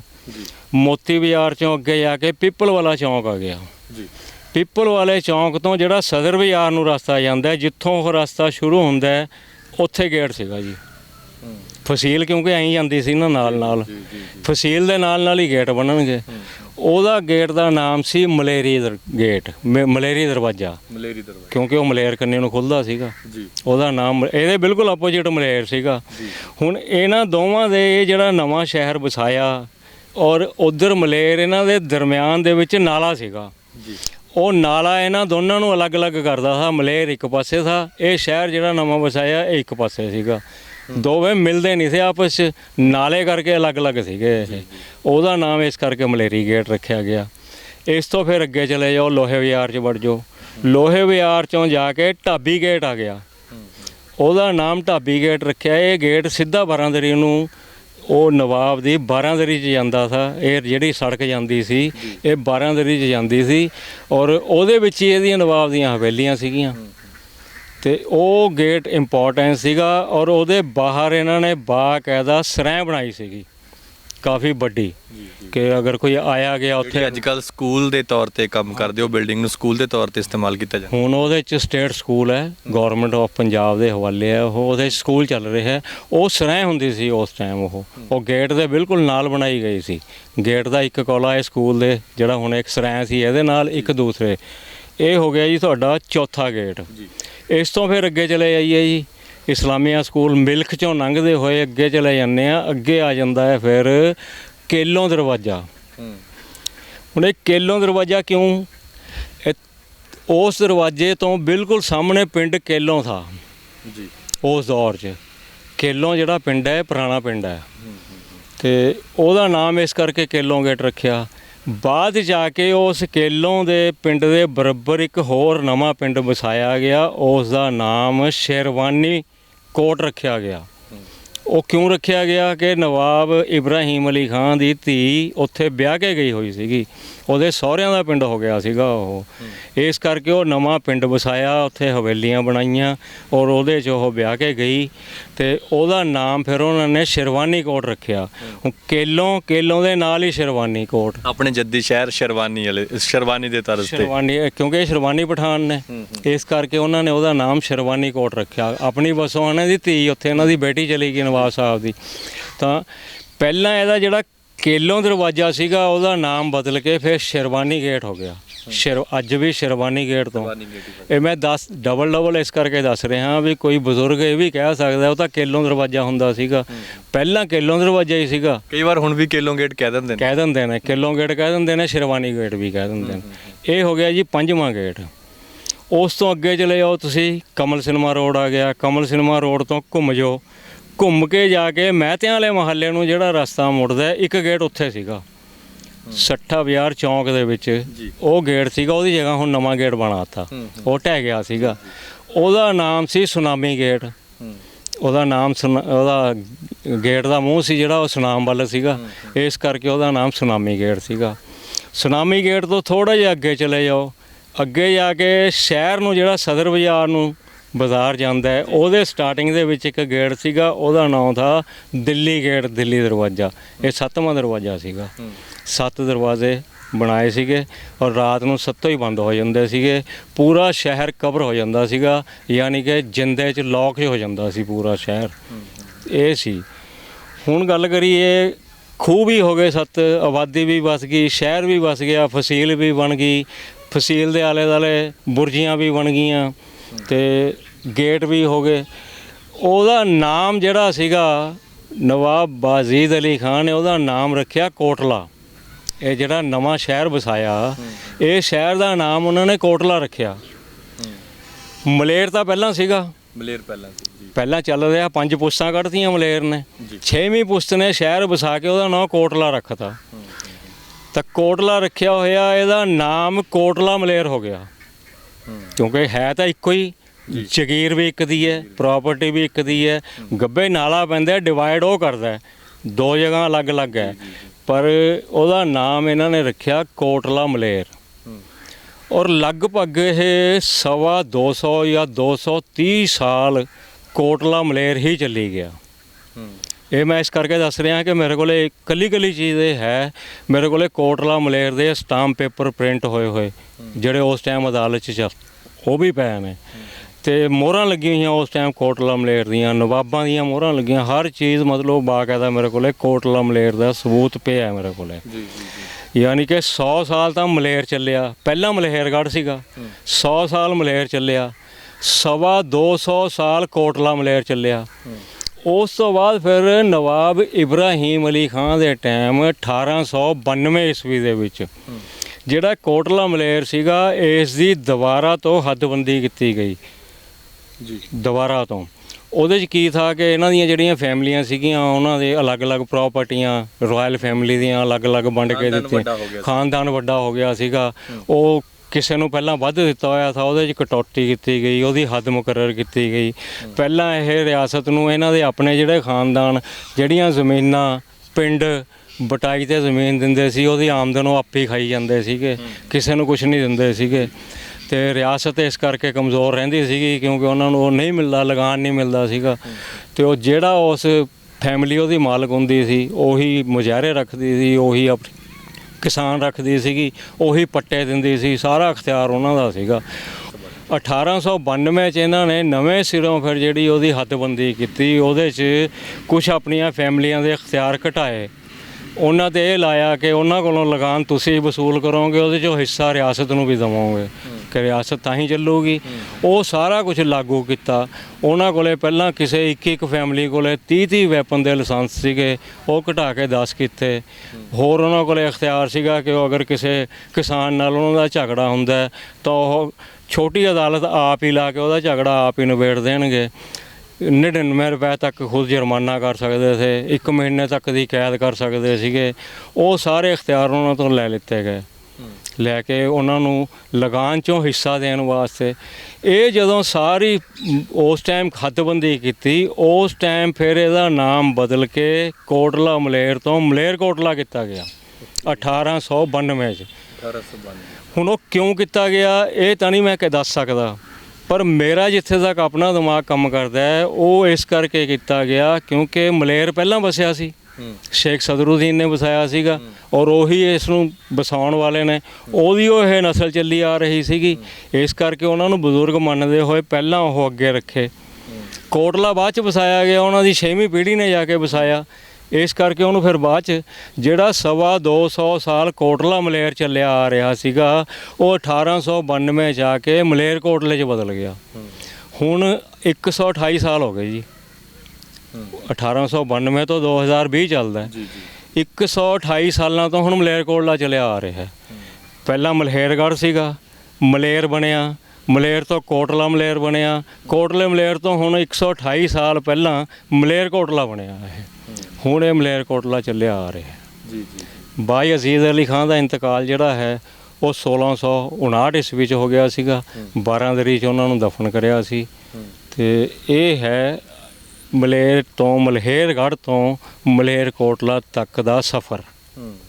ਜੀ ਜੀ ਬਹੁਤ ਬਹੁਤ ਸ਼ੁਕਰੀਆ, ਤੁਸੀਂ ਬੜੀ ਡਿਟੇਲ ਦੇ ਨਾਲ ਇਹ ਜਾਣਕਾਰੀ ਸਾਂਝੀ ਕੀਤੀ ਹੈ ਔਰ ਬੜੀ ਕੀਮਤੀ ਜਿਹੜੀ ਜਾਣਕਾਰੀ ਸਾਂਝੀ ਕੀਤੀ ਹੈ। ਸੋ ਇਹ ਸਨ ਸ਼ੇਖ ਇਫਤਖਾਰ ਹੁਸੈਨ, ਜਿਨ੍ਹਾਂ ਨੇ ਬੜੀ ਹੀ ਲੜੀਬੱਧ ਤਰੀਕੇ ਦੇ ਨਾਲ ਉਹ ਇਤਿਹਾਸ ਫਰੋਲਿਆ, ਉਹ ਵਰਕੇ ਫਰੋਲੇ ਨੇ ਜਿਹੜੇ ਕਿਤੇ ਨਾ ਕਿਤੇ ਇਤਿਹਾਸ ਜਿਹੜਾ ਅਸੀਂ ਕਹਿ ਸਕਦੇ ਹਾਂ ਕਿ ਗੁੰਮ ਹੋ ਚੁੱਕਿਆ ਸੀ ਸਾਡੇ ਇਤਿਹਾਸ ਦੇ ਪੰਨਿਆਂ ਦੇ ਵਿੱਚ, ਉਹ ਵਰਕੇ ਇੱਕ ਵਾਰ ਫੇਰ ਇਹਨਾਂ ਨੇ ਉਧੇੜੇ ਨੇ। ਤੇ ਅਗਲੇ ਐਪੀਸੋਡ ਦੇ ਵਿੱਚ ਅਸੀਂ ਤੁਹਾਨੂੰ ਜਿਹੜਾ ਦੱਸਾਂਗੇ ਕਿ ਮਲੇਰਕੋਟਲਾ ਦੇ ਵਿੱਚ ਨਵਾਬ ਸ਼ੇਰ ਮੁਹੰਮਦ ਖਾਨ ਉਹਨਾਂ ਦੇ ਜਿਹੜੇ ਪਿਤਾ ਸੀ ਉਹਨਾਂ ਦੀ ਕਬਰ ਵੀ ਸ਼ਹਿਰ ਦੇ ਵਿੱਚ ਹੈ। ਕਿੱਥੇ ਉਹ ਕਬਰ ਉਹ ਵੀ ਦੱਸਾਂਗੇ ਤੇ ਕਿਸ ਹਾਲ ਦੇ ਵਿੱਚ ਹੈ ਇਹ ਵੀ ਦੱਸਾਂਗੇ ਤੇ ਉਹਨਾਂ ਦਾ ਯੋਗਦਾਨ ਵੀ ਦੱਸਾਂਗੇ ਕਿ ਸ਼ਹਿਰ ਨੂੰ ਵਸਾਉਣ ਦੇ ਵਿੱਚ ਕਿੰਨਾ ਕੁ ਹੋਇਆ। ਫਿਲਹਾਲ ਇਹ ਸੀ ਉਹ ਜਾਣਕਾਰੀ ਜਿਹੜੀ ਅਸੀਂ ਤੁਹਾਨੂੰ ਵਾਅਦੇ ਮੁਤਾਬਕ ਤੁਹਾਡੇ ਸਾਹਮਣੇ ਲੈ ਕੇ ਆਏ ਹਾਂ, ਜਿਹਦੇ ਵਿੱਚ ਅਸੀਂ ਤੁਹਾਨੂੰ ਦੱਸਿਆ ਕਿ ਮਲਹੇਰਗੜ੍ਹ ਤੋਂ ਮਲੇਰ, ਫਿਰ ਕੋਟਲਾ ਮਲੇਰ ਅਤੇ ਹੁਣ ਮਲੇਰਕੋਟਲਾ ਦਾ ਨਾਮ ਕਿਸ ਤਰੀਕੇ ਨਾਲ ਪਿਆ। ਉਮੀਦ ਕਰਦੇ ਹਾਂ ਜਾਣਕਾਰੀ ਪਸੰਦ ਹੋਏਗੀ ਔਰ ਅਗਲੀ ਵਾਰ ਇੱਕ ਵਾਰ ਫਿਰ ਸ਼ੇਖ ਇਫਤਖਾਰ ਉਹਨਾਂ ਨੂੰ ਨਾਲ ਲੈ ਕੇ ਫਿਰ ਤੋਂ ਮਲੇਰਕੋਟਲਾ ਦੀ ਹੋਰ ਜਾਣਕਾਰੀ ਭਰਪੂਰ ਵੀਡੀਓ ਲੈ ਕੇ ਹਾਜ਼ਰ ਹੋਵਾਂਗੇ। ਤਦ ਤੱਕ ਲਈ ਮੈਨੂੰ ਦਿਓ ਇਜਾਜ਼ਤ। ਧੰਨਵਾਦ।